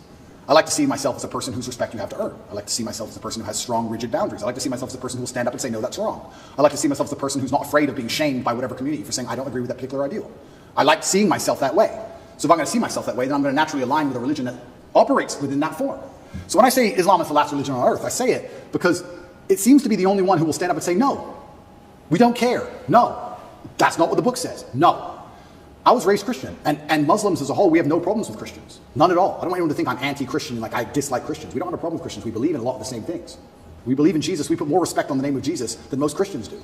That's a fact. They actually say, Jesus, peace be upon him. Like when they talk about him, you know what I mean?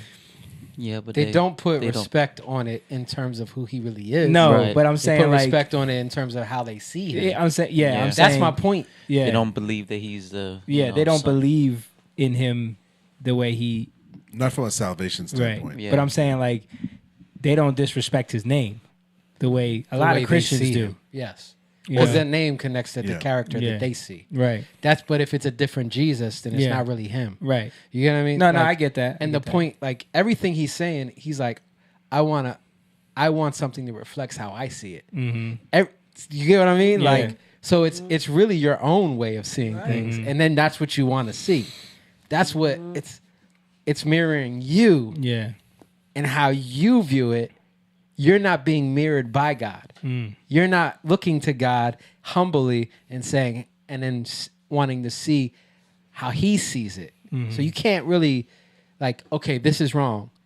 Okay, I see now why this is wrong because he said it, but you're not really understanding it. You get what I mean? But that's almost like trusting in your own self. It is. You know? It is. But that's why how do you get to heaven? Put quotes around that in Islam. Martyr. I mean, that's you get 70, that's more the 70 virgins. I'll leave that to the extreme, but really, it's just you don't know. Yeah, you just live your life the best that you think you can. Right. So it's kind of closer to Judaism, right? Where it's like you try to follow the law as close as possible, right? Yeah, and be a good, especially today's Judaism. Yeah. I just don't like the idea of people saying they're a Christian and saying, but because I'm a Christian, I can do whatever I want and throw all the rules away and none of it matters. Because once you have that level of tolerance, you no longer have a religion.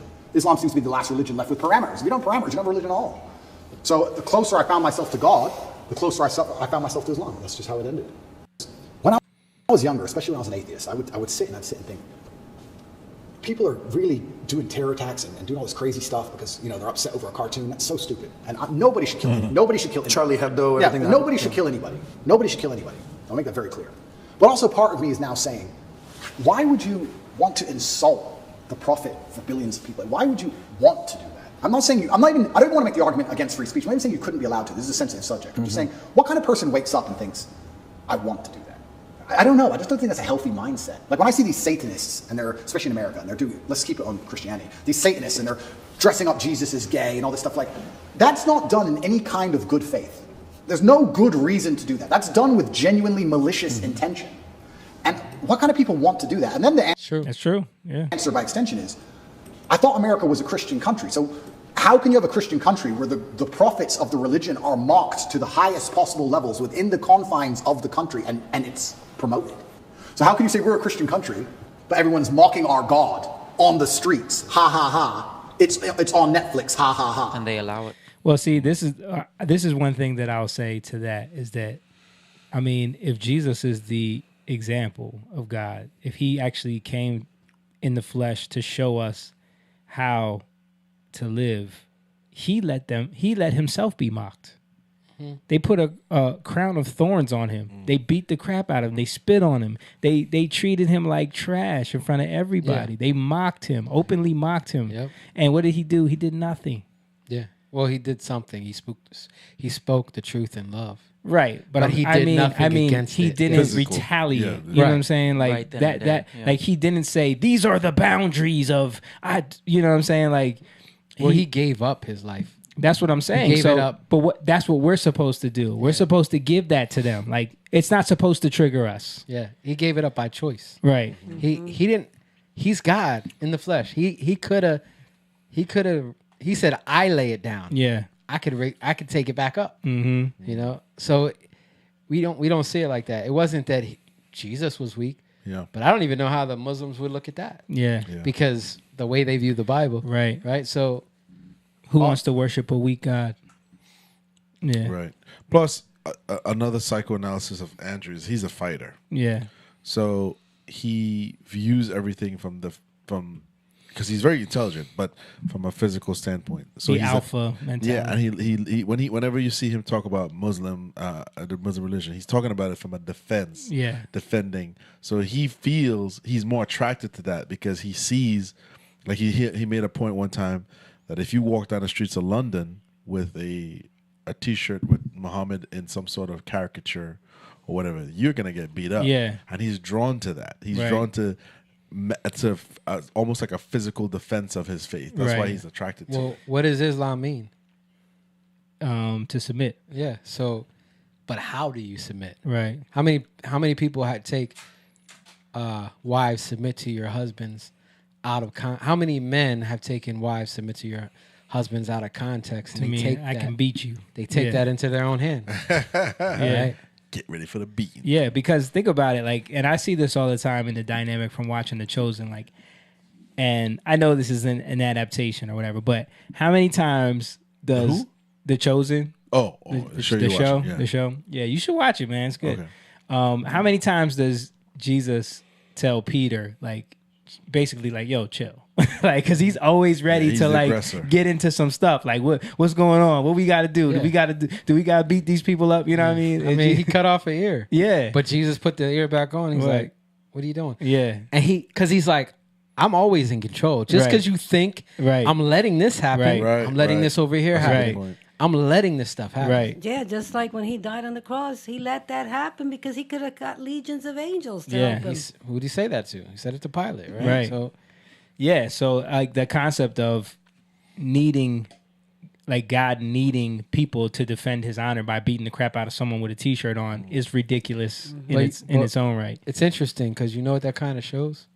You're your own God. Mm.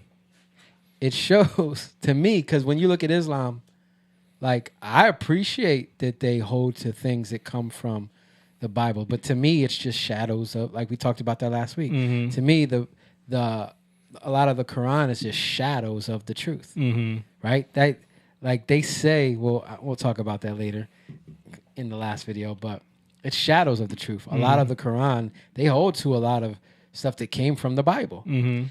It's remnants, right? It's Yeah. shadows. Right. So there's truth in there, but it all comes from a certain place. You got to know where it came from and why it came from. You know what I mean? And when you get that, you start to understand. You need understanding, because then if you don't have understanding, you start to prescribe your own understanding to it, and you try to make your own sense out of it. And that's why we get this far right and then far left thing, Mhm. right? It's all a misunderstanding. Yeah. You know. All right, you could. I'm sorry, Mom. You just brought it down. I'm about to play it again. Okay. That's not a Christian country to me. So if you're not a Christian country, then where's the religion? The religion's supposed to enforce certain boundaries. You're supposed to at least show it respect, you know? And it's also kind of interesting because in Christian countries, there's more respect for Islam than there is for Christianity. In a Christian country, name one. They still don't do it with the Islamic Prophet. Why do you think that is? It's too much smoke. It's just not worth the heat. We just showed that in. Yeah. We're just Yeah. showing that how they would fight the Armenians who are Christians, but the Muslims they not doing it. We just showed that. Because people believe. And I'm not advocating for violence on any level. But there's another aspect to that. What? It's too much smoke, but the thing is, there's no point. Because when you're fighting against Christians, you're fighting against the truth. Mhm. You get what I'm saying? Like, Well, that's an even deeper aspect. Yeah, for what's controlling them. But I'm saying, like, for them, they know that optically, there's no defend. They can defend. Right, but I'm just saying, underneath all that. Yeah. Underneath all that, that's why. Right. Because Islam, to me, shows by what they'll do. It shows who they serve. Mhm. You know what I mean?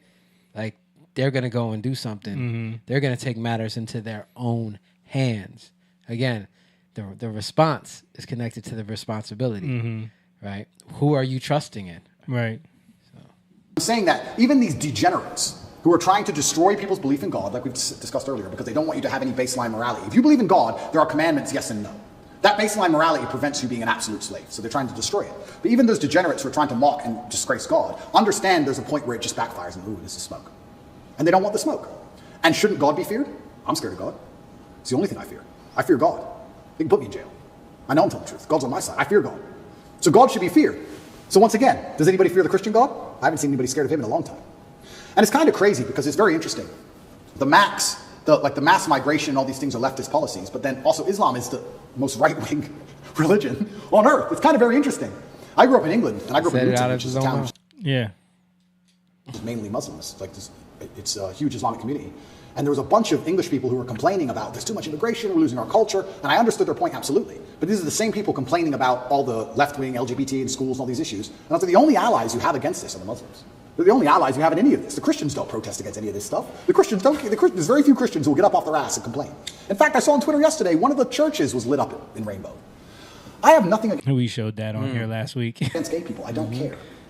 I think most people don't care, and I think that bothers them. I'm gay. Cool. Was that the church I wanna- that went down in fire? I don't know. No. I forget which church. Wasn't it St. Peter's or something like that? No, the church that got hit by the lightning, the steeple, that one, the whole church went on fire. Yeah. The pastor was talking about that what's in the Bible is not true. And then that church got struck. Yeah, that was crazy. Wow. Get married. Fine. I want to wave my dick in your kid's face. Whoa, whoa, whoa, whoa. It's like, whoa, whoa, whoa, whoa. I feel like they tried to annoy us, and we're like, we don't give a shit. Do whatever you want. Be a person. We don't care. And now they're like, okay, well, we have to get to a limit where they have to react. Yeah. We want attention now. We want them to care about What's this. the right move on that? Well, that's the point. You know, it's difficult because there comes a point where you simply have to address it, and So now you is- have to oppose it. And this is sorry to interrupt you, but this is why they're so careful and so clever with what they do. They package it all together. LGBTQ. I would argue. I don't know what Q is. Firstly, sorry, I don't know what Q is. Questioning. Q. All right. I would argue that G and T are very different things. Beyond. A gay man and someone who's chopped the dick off are very different things. So they package it all together. So now, because the spectrum of your enemy is so large, you have people who are fully this way. You have people So who we true. accept and are normal in society. We have no problem with gay people. And they put it all together. You're an enemy of all these people. And they complicate the argument and they mix it all together. And now you're a bigot. And really, you just want your kids to be left alone. Really, you just want to leave the children alone. Of course. So all you want to do is leave your kids alone. If they and then it's could, like, okay, they put I black now people in it. Yeah. Oh, they're trying. Did y'all hear about that that? flag. Did y'all hear about that Call of Duty gamer who got his stuff removed from the game because he tweeted that? Like, because someone was actually responding to the Armenians. One of the gamers said something about, like, you know, people need to just be tolerant of all this homophobia stuff. And then this gamer, he's like a popular streamer or something, with millions of followers. He just tweeted, it's about they really should just leave kids alone, though. You know what I mean? Yeah. That was all he tweeted. Yeah. The game removed all his skins, all his products, like removed it from the game. They're saying And- something that's real, true. But then it makes you think, like, if you say leave kids alone and you're punished for that, Oh my God, that's just so is that like they're That's literally evil. telling you, totally Yeah. What they're about. evil. you know what I'm saying? Like, no, we want the kids, Yeah. and you can't say that. Yeah. Yep. Even if it's not actually that, deep down inside, it's that. Right. Right. Even if they're not. Because that's the only way you would react to that. Even Right. like he didn't even say anything about LGBTQ. He literally just said they should just leave kids alone. Yeah. Man, that's crazy. And they knew, oh, you're talking about us. You know what I mean? That is crazy. But some other big gamers came to his defense and they boycott. They're like removing their stuff from the game too. They're like, I'm never going to stream your Call of Duty again. So people are pushing back against it. But Yeah, these are the things that need to happen. Yeah. You know? And again, like that's where truth is there, and truth is always truth, right? Yeah. Leave the kids alone. That's truth. Mm-hmm. So even if you don't recognize where it came from, it's still there. Mm-hmm. You know, and if you point to it, God proves himself. Like when you just point to these things, we don't gotta be, you're gonna go to hell. Yeah. Like, yeah, these things are true, but I'm just saying, if you point out in life the truth, Yeah. it's obvious. It's obvious there's a God, Mm-hmm. right? If you look at nature, it's obvious. Yeah. That's why LGBTQRS, I don't know, all this stuff, it don't work because it don't work in nature. Yeah. It don't put LGBTQ on an island together. 100 years, nobody's there. Right. Right?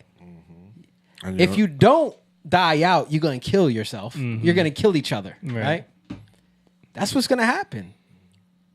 Because when you're selfish and all you can see is yourself, and that's what's happening, you need to honor me. Yeah. You need to recognize who I am. Mm. And when you're doing that, dude, everybody dies. Yeah. Wages of sin or death is death. Paul said, that's all Putin said too. Leave the kids alone. Yeah. My phone's gonna die. Anybody have a charger? There's one right there that the keyboard is plugged into, Mom. Plug it into that. Raising children. I have more children than most people would believe. How do I protect my children from this insanity? God.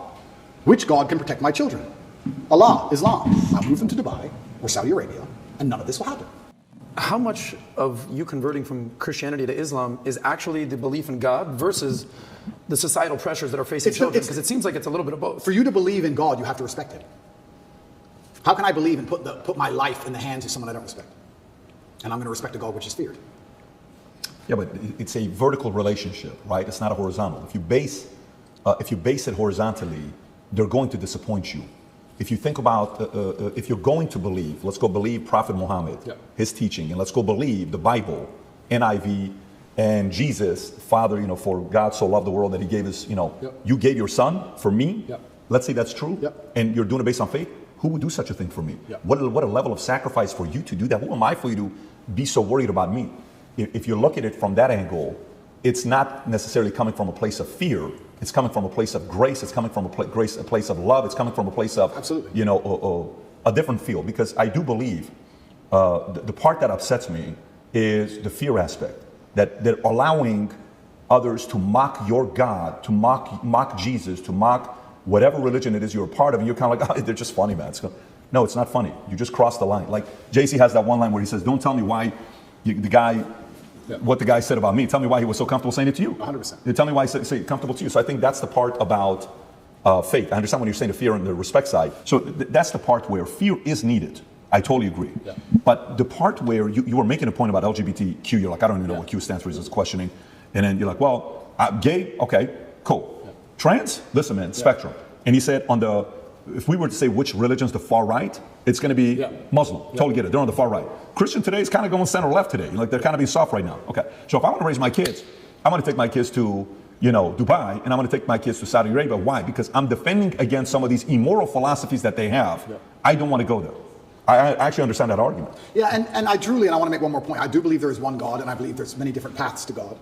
And I'm not a religious scholar and I'm not an expert on Islam. I'm doing my best and I'm reading the Quran as often as I can. And it does say that Christians on the day of reckoning will see how close they were to the truth. And we are allies. We are not enemies in any regard, Christians and Muslims. And I do believe that the idea of Christians and Muslims shaking hands and saying, let's put an end to a lot of this garbage would be fantastic. I'm not anti-Christian in any regard. I just found myself, as I became more and more religious, seeking and looking for a faith which not only I could be proud of, but a faith which was guiding in regards to, I don't know what a Christian would answer to certain questions nowadays. What does a Christian answer to, I'm a transsexual and I want to show your kids my genitals. What's a Christian? Well, a Christian's supposed to say no, do they? I know what my Muslim friends would say. I don't know. If you're a Christian, I don't know how you're supposed to act. I don't know what you're supposed to adult. I don't get it anymore. The true believer says The true no. believer. The true believer. Yeah. But how many are true believers? I mean, I don't know. I see all over Twitter, all these churches are losing their minds. It seems very complicated. That's fine. That's true, but just because you're seeing it that way don't mean that's the truth. Well, I mean, I think this is what I saw from this that I see as like even prophetic. Mm-hmm. That if Christians don't step up and occupy the spaces where there's opportunity to occupy, Mm-hmm. there are going to be there are going to be others that occupy, imposters that occupy, Mm-hmm. right? Why do I say imposters? Because believers are supposed to occupy. Jesus says, occupy till I come, right? Yeah. We're supposed to occupy the places and intercede in those places, right? Mm-hmm. Come into those places so you can work, so that you can cultivate, so that you can multiply, right? Right. If not, you're gonna have other things that want to look like it. That's what the Canaanites were, right? Yeah. They jumped into the promise that was promised to the sons of Shem, Mhm. right? The Canaanites. They were not supposed to be there, right? Yeah. And in order to keep themselves there, they partnered with demons, right? Yeah. All these things. So my point is that the polarization of things is always going to be there. I talked to Jamie about this. Like, you see the feminism, the third wave feminism thing that's going on. What's the response to that? The manosphere. The manosphere, Yep. right? This LGBT crazy stuff. The response to that is gonna be Islam, Mm-hmm. right? And this is where you get ultra love, right? Which makes no sense. Yeah. And then ultra wrath, strictness. Yeah. ultra wrath, Yeah. right? Discipline. It's ultra wrath because wrath played out is actually killing somebody, Right. Right. So I think as believers, we got to understand that our job is to, because I said response, right? The response to these things. We can't be reactionary. Mm-hmm. We have to. Our response has to be to trust God. And I think we see this like you see this with Christendom. You see people who like church hurt because of the prophetic and all these things, and then you see the other side, the healing, like manipulation with like the Healings, giftings, right? yeah. And then you see people And prosperity, all of Right. these things. Yeah. and then you see people on total other side where they're like, that's not for today. Right. None of it. Right? Right. So then you go one way where it's like totally dead. Right. Right. And you're just, it's about the Bible Right. and it's the word, but then it becomes just dry because there's no Holy Spirit to light up that word. Mm-hmm. So you're just being really, really strict. Right. And how much different is a John MacArthur from Islam? I don't know if you don't know who that is, Yeah. but like, how different are these things? So there's always this balance, right, between wrath. God is equally wrathful as he is equally love. So we have to have this balance, and we're always fighting to trust him. Okay. And that's what I'm trying to say. Like, that's our response, and that's our responsibility where we're frustrated. Like, if you're frustrated with your kids, you want to beat your kids sometimes. You got to know, I'm angry. Yeah. It's not the right time for me I got to go to God. Yeah. I really don't know how to handle this. So I need your help, right? That's love because I trust you. Yeah. I love you before I love my kids, and in turn I can love my kids, right? And I love them enough to be wrathful enough with my kids, Right. Or I could say, what's to say? Don't be angry and don't sin, right? Mhm. So I can control my wrath, Right. right? I can still be angry with my kids, but I can do it in a constructive way. Mhm. So now I'm loving my kids, but I'm also disciplining them, Right. right? There's also a sense of wrath there, Right. and that's okay. And I think that's the piece of it that he's missing. And I think it ties into what James was saying too about how because he's a fighter, because he has a certain way of thinking about things. You know, he's kind of he's shaped his opinion based off of gaining respect through discipline, gaining Right. respect off of being feared. Mm-hmm. But he doesn't understand that other element of it. Like, yeah, respect and fear go hand in hand, but also respect and love go hand in hand. Yeah, absolutely. And that's the piece of it that's Right. missing. Right. And that's I'm sorry to cut Go you ahead. off, Jake, but I was thinking about it the whole time I'm watching him. When he's talking about religion, it has nothing to do. It's his viewpoint of how he views the world. Pretty Yeah. much, it's beta, alpha. And You to know, him, he sees Christians as betas. because they're mocking. Yeah. You're in a country that is quote unquote supposed to be based off of Christian ideology. Yeah. And we know that's muddy. Yeah. Yes. And God- what were we talking God about is last being week? mocked. Yeah. What were we talking about last week? What? We were watching Oh, Alpha, yeah. Alpha, and Beta. Beta. that's Yeah, right. Yep, That's yep. right. Yeah, and that's how he looks. He looks Yeah. at they can't mock Right. Muslims the same way. So he sees So that as he's- respect. They're Right. respected. Mm-hmm. They're respected. So I'd rather be tied to something that's And to fear, respected too. because it makes me feel secure to be a part of something that he even said that. Like I want to be a part of something that's respected. Yeah. Right. Yeah. Plus, they and they're see feared. Christians as weak, and because Jesus, they see him as weak. Yes. Yeah. Yes. If you're too harsh with your kids, they'll respect you out of fear, but they're lying in their heart. Yeah. Mhm. Not in their heart will they respect you. Well, then they just hide what they're really doing Yeah. behind Yeah. your back. If you're too harsh, your kids can't wait to get out of there. Right? But if you're too kind, They They'll take run advantage. all over you. Yeah. yeah. So Yeah. you have to have a balance. Yeah. There has to be a balance. And if we're honest with ourselves, we don't know naturally how to have that balance. As men, Yeah. we don't know. We need the Father. Yeah. We need God. We need Jesus to understand how to love. Right. Right? So to me, this just shows it. It shows it without God, without Jesus coming into this world, showing us the way it was meant to be. He showed us the balance, right? Right. Yeah. He spoke to the, how many times did he say to the disciples, like, dude, how much longer I gotta bear with you? Right? He said, like, oh, you got little faith. Like, he said to Peter, he had little faith, and he just walked on water for a little bit. Yeah. What man walked on water? But Right. yet he's saying it because he's like, I'm here. Yeah. Right? Like, it's a different way of seeing things. Yeah. Yeah. And we can't, like, Peter can't be like, but hold up, I just walked on water. How you going to tell me I got little faith? You got to see it the way he sees Yeah. it. He's the one who's walking on water. He's the one who's doing these things. So also, I wanted to go a little bit more in depth into Islam, just a little bit with this next video to kind of show, like, because one thing that they do is they say that the Bible, the Old Testament, the New Testament, right? The Tanakh, Yeah. I say, which is basically the Old Testament, and the New Testament, they believe in it, but it says that in the Quran, but what people say now is that, but the ones we have now are corrupted. Yes, sir.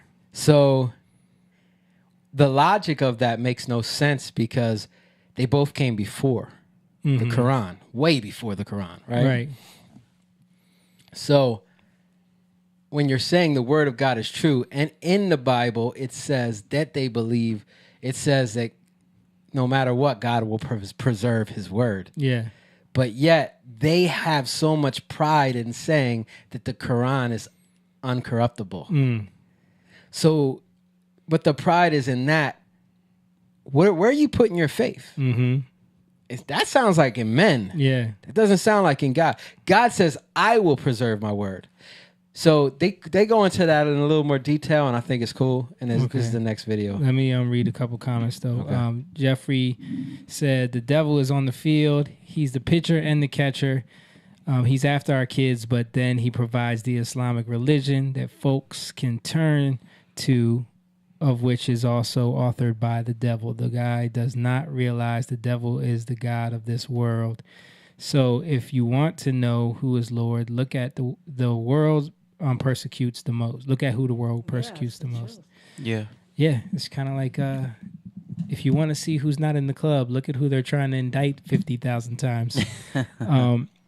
And Paul said, yo, can y'all play some of The Gathering for the Young Lions? Oh, yeah, I got you, Paul. We're going to play that before we wrap up. Paul finally got the song done that we recorded. So we're going to play a little bit. Yeah, Peace is playing drums on. Oh, Peace is on here now? Yeah. Oh, okay. What's up, Peace? What's up, Peace? Peace. I think Peace is coming on Friday, too. So. Okay, cool. James is rubbing his mustache, his beard on the microphone. All right. The whole troll, for those who do not know, is that Muslims say that they believe in the original Torah and the original gospel before it got corrupted. So the Jesus brought the gospel, Moses brought the Torah, and these scriptures were available, but Paul came in and the disciples came in and they twisted the words Council of of Jesus. Nicaea. Council of Nicaea, by the way. Textual criticism. All that. Paul was there at the Council of Nicaea 300 years later telling Constantine what to put in the Bible. And so You're not gonna get with that this if you type don't of position. understand. Yeah, I get it. No, I know you get it. I'm Yeah. just saying some people. That the Muslims hold, I just basically just flipped it. Yeah. Now, the funny thing about it is that with the original Quran only Christian position, we actually have a basis to actually make this claim. Because when you go into the hadith, I didn't put that in there, but this video started as him trolling Muslims because he does that a lot. Okay. And he's basically saying that I think the video is like Christians that believe in the Quran. Mm-hmm. But it's about the Quran that he's saying the Quran that they have now is corrupted. It's corrupted. Yeah. So he believes in the original Quran, right? which is because there's still remnants of the truth in this Quran. Right. So he goes into that. Okay. That's what he's talking about. go into Sahih al-Bukhari, you'll find in their most authentic sources that a guy named Uthman, a caliphate who's like a leader of the Muslim people at the time, he had a standardized Quran that he liked, pulled all the manuscripts of the Quran copies and had them burned, except the one that he made, and then sent them out to the rest of the people. So we have basis to say that the original Quran was burned, was tampered with during the time of Uthman. Because it really was. Because it really was. Because there was something, they say it's dialects, different dialects and all that kind of stuff. But which is interesting because when you compare it against textual criticism of the Bible and how many different early manuscripts that got discovered later, but they go back earlier, is completely, it doesn't even compare. And every time I have this conversation, I go, what different that sounds a lot like Christianity. Right. You know what I mean? And they're like, well, we don't pray to Muhammad. We just mention him in our prayers. I'm like, that sounds like a lot like Catholicism. You know what I mean? Like the apologetics is the same. You know, when I sit here and bring this stuff up, what's really interesting is that when I think about the transmission of the New Testament and even the Hebrew Bible, we don't have schools of people demolishing manuscripts, right? We don't have people saying, we're going to censor these, we're going to censor those. We have free transmission of text. And that's the greatest evidence for a divine originator of the word of God behind it. Allow a God who's not afraid to let his word go out. And many of the conversations we had a conversation with a Muslim yesterday, spoke about the speech of Allah, which they agree is the Torah. And at some point, God does say his Torah is not going to be destroyed. It's going to do what it's set out to do. They would agree this is the speech of Allah, the Torah that Moses received, and it won't get destroyed. But at some point, man corrupted his passages, proving that within Islam, man is greater than God. Well, and also it's the whole Jesus is the word of Allah and the word of Allah is eternal. Correct. But yet they won't acknowledge that Jesus is eternal. That's a cut. For anybody who is unaware, check out my channel. I have a whole video where I put this to Muslims who come up to the tent and they ask me, why I believe Jesus is God. And I tell them because the Quran leads me to believe that. Because the Quran says he's the eternal word of Allah. He's the word of Allah. The word of Allah is eternal. Therefore, Jesus is eternal. If Jesus is eternal, then he's God. It's interesting how even in the Quran, there's remnants and like a breadcrumb trail. That's what I said. Pointing people back to You can only corrupt it so much. And even when you look at the New World Translation, Yeah. you can put the Jehovah's Witnesses in a pretzel knot with their own perversion Yeah. of the Bible, Yeah. right? And because you can only pervert it so much till it's not actually reflect what it originally was. Yeah. So those remnants are still not there. I believe God on every page, every word, every passage, every verse, he was declaring his reality. And you could try to twist it as much as you want. You're still going to have those remnants in Yeah, there. this is why I said there's remnants in the Quran today of the original Quran. That's why I said that. You find remnants of the truth. Satan tried to hide it, tried to distort it. However, there's still some of the truth in there, some important truths that you can't get past. Right? Okay. So it's interesting. So I'll say, like, again, there's like shadows of these truths because they come from the Bible. They came from somewhere.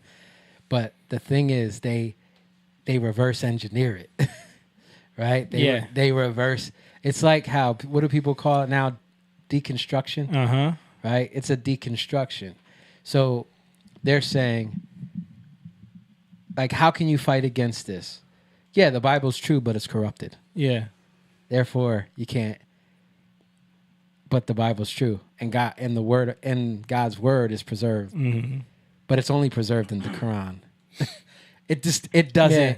If your basis, because they say they're the last revelation. If your basis is off of these other revelations, that doesn't make any sense. Yeah, that doesn't carry any weight. So now all you can really listen to or read is the Quran. Yeah. If these other ones are corrupted. Yeah. It doesn't make any sense. Why would he do that? Yeah. Because he's always showed his progression of covenants throughout time.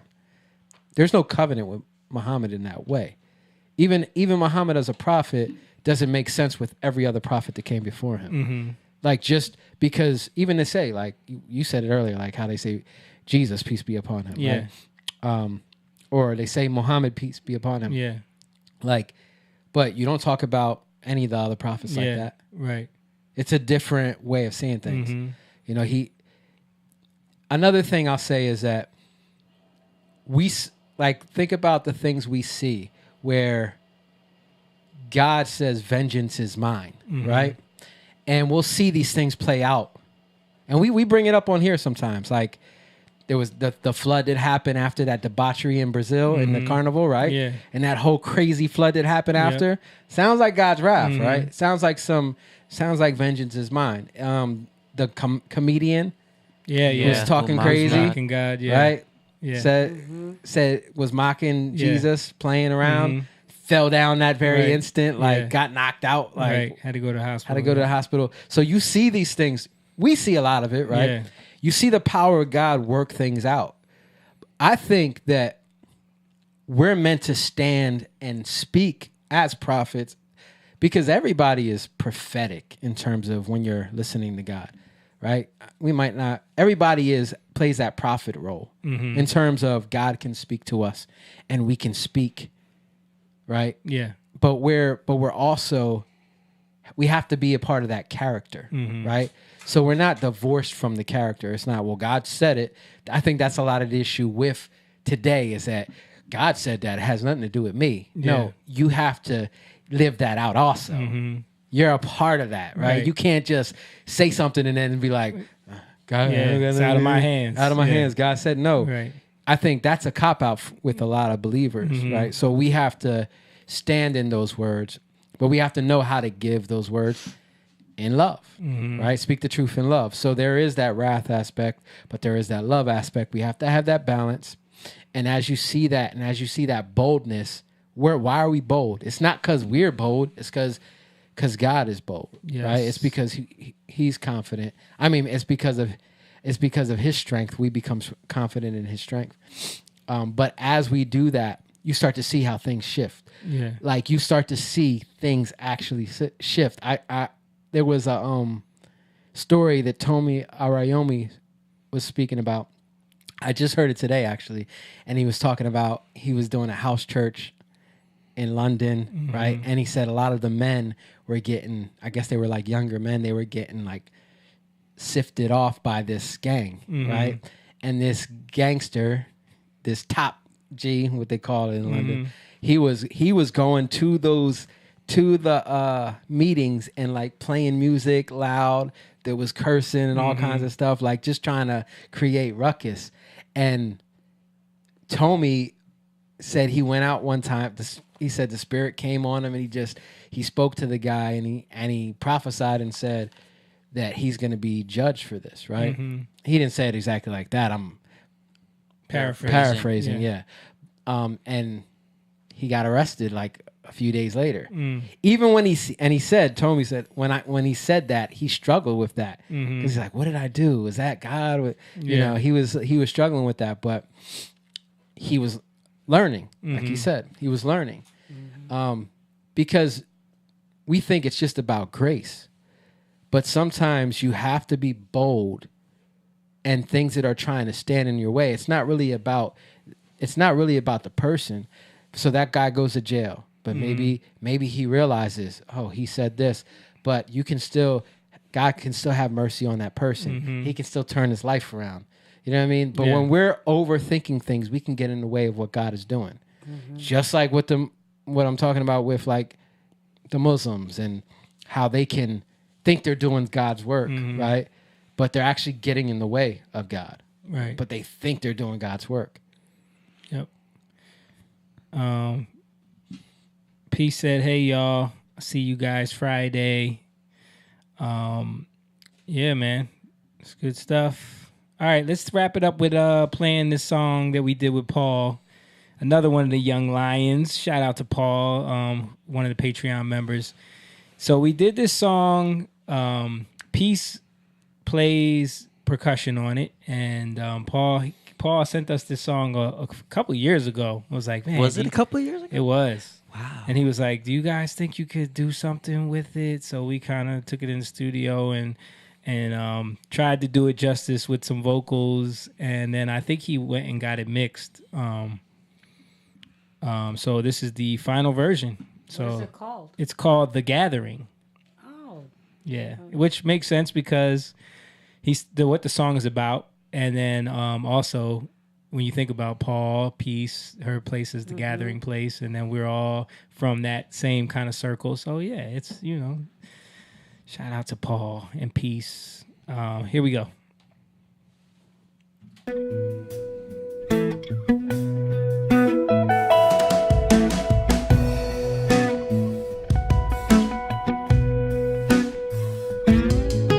Can you see people gathering? Can you hear hearts beating as one? Can you feel strength and unity? Will you be? You're free to be.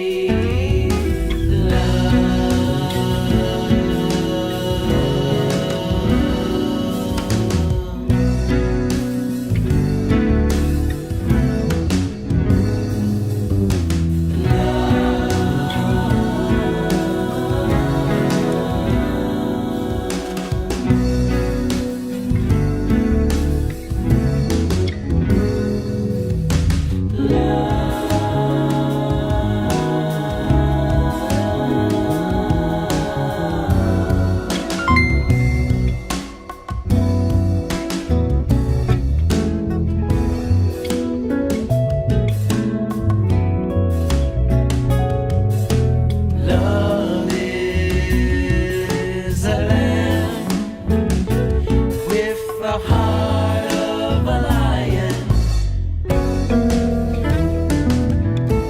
Can you see the kingdom gathering? Are your hearts shining like the sun? Can you feel strength and love as one?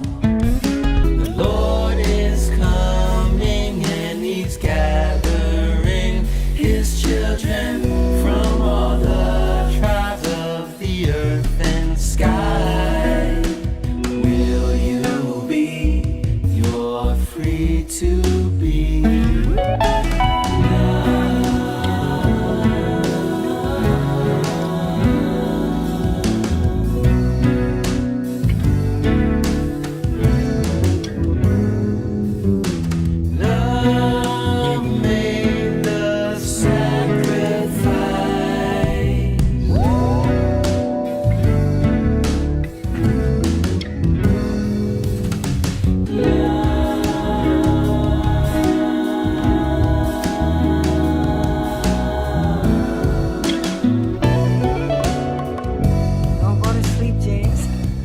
listen to it.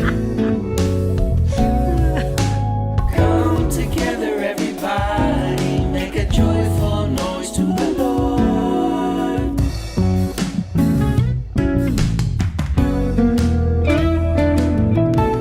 Come and see God's family gathering. Come and hear the sons of thunder sing. Come and feel strength and love as one. The Lord is coming and He's gathering His children from all the tribes of the earth and sky. Come be free, you're free to be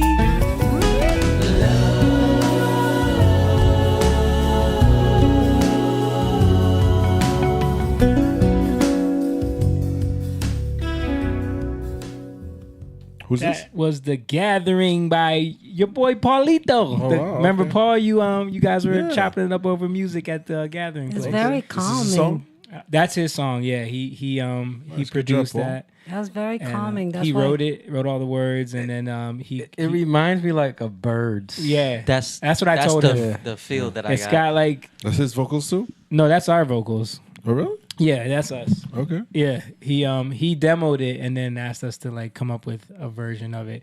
But yeah, it had very much like psychedelic birds kind of Beatles early that Was there a synthesizer on there? yeah, synthesizer, some live guitar and bass. He played the guitar and bass on it. Peace played the percussion and drums and stuff. And then very he did. nice, calming. Yeah. Shout out to Paul.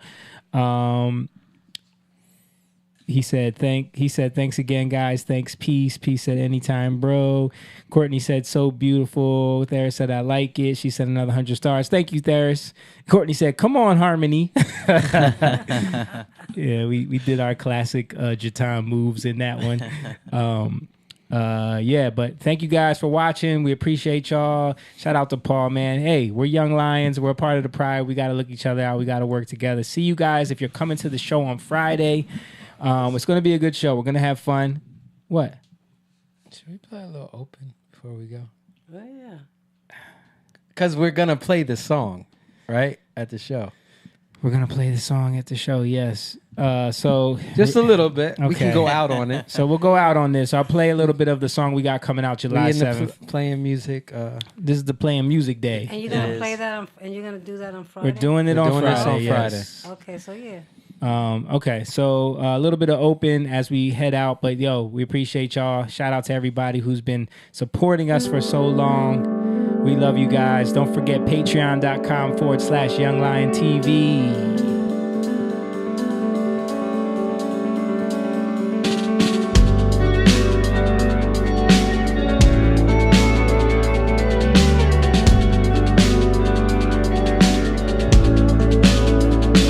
It's open. You don't have to wait to come in.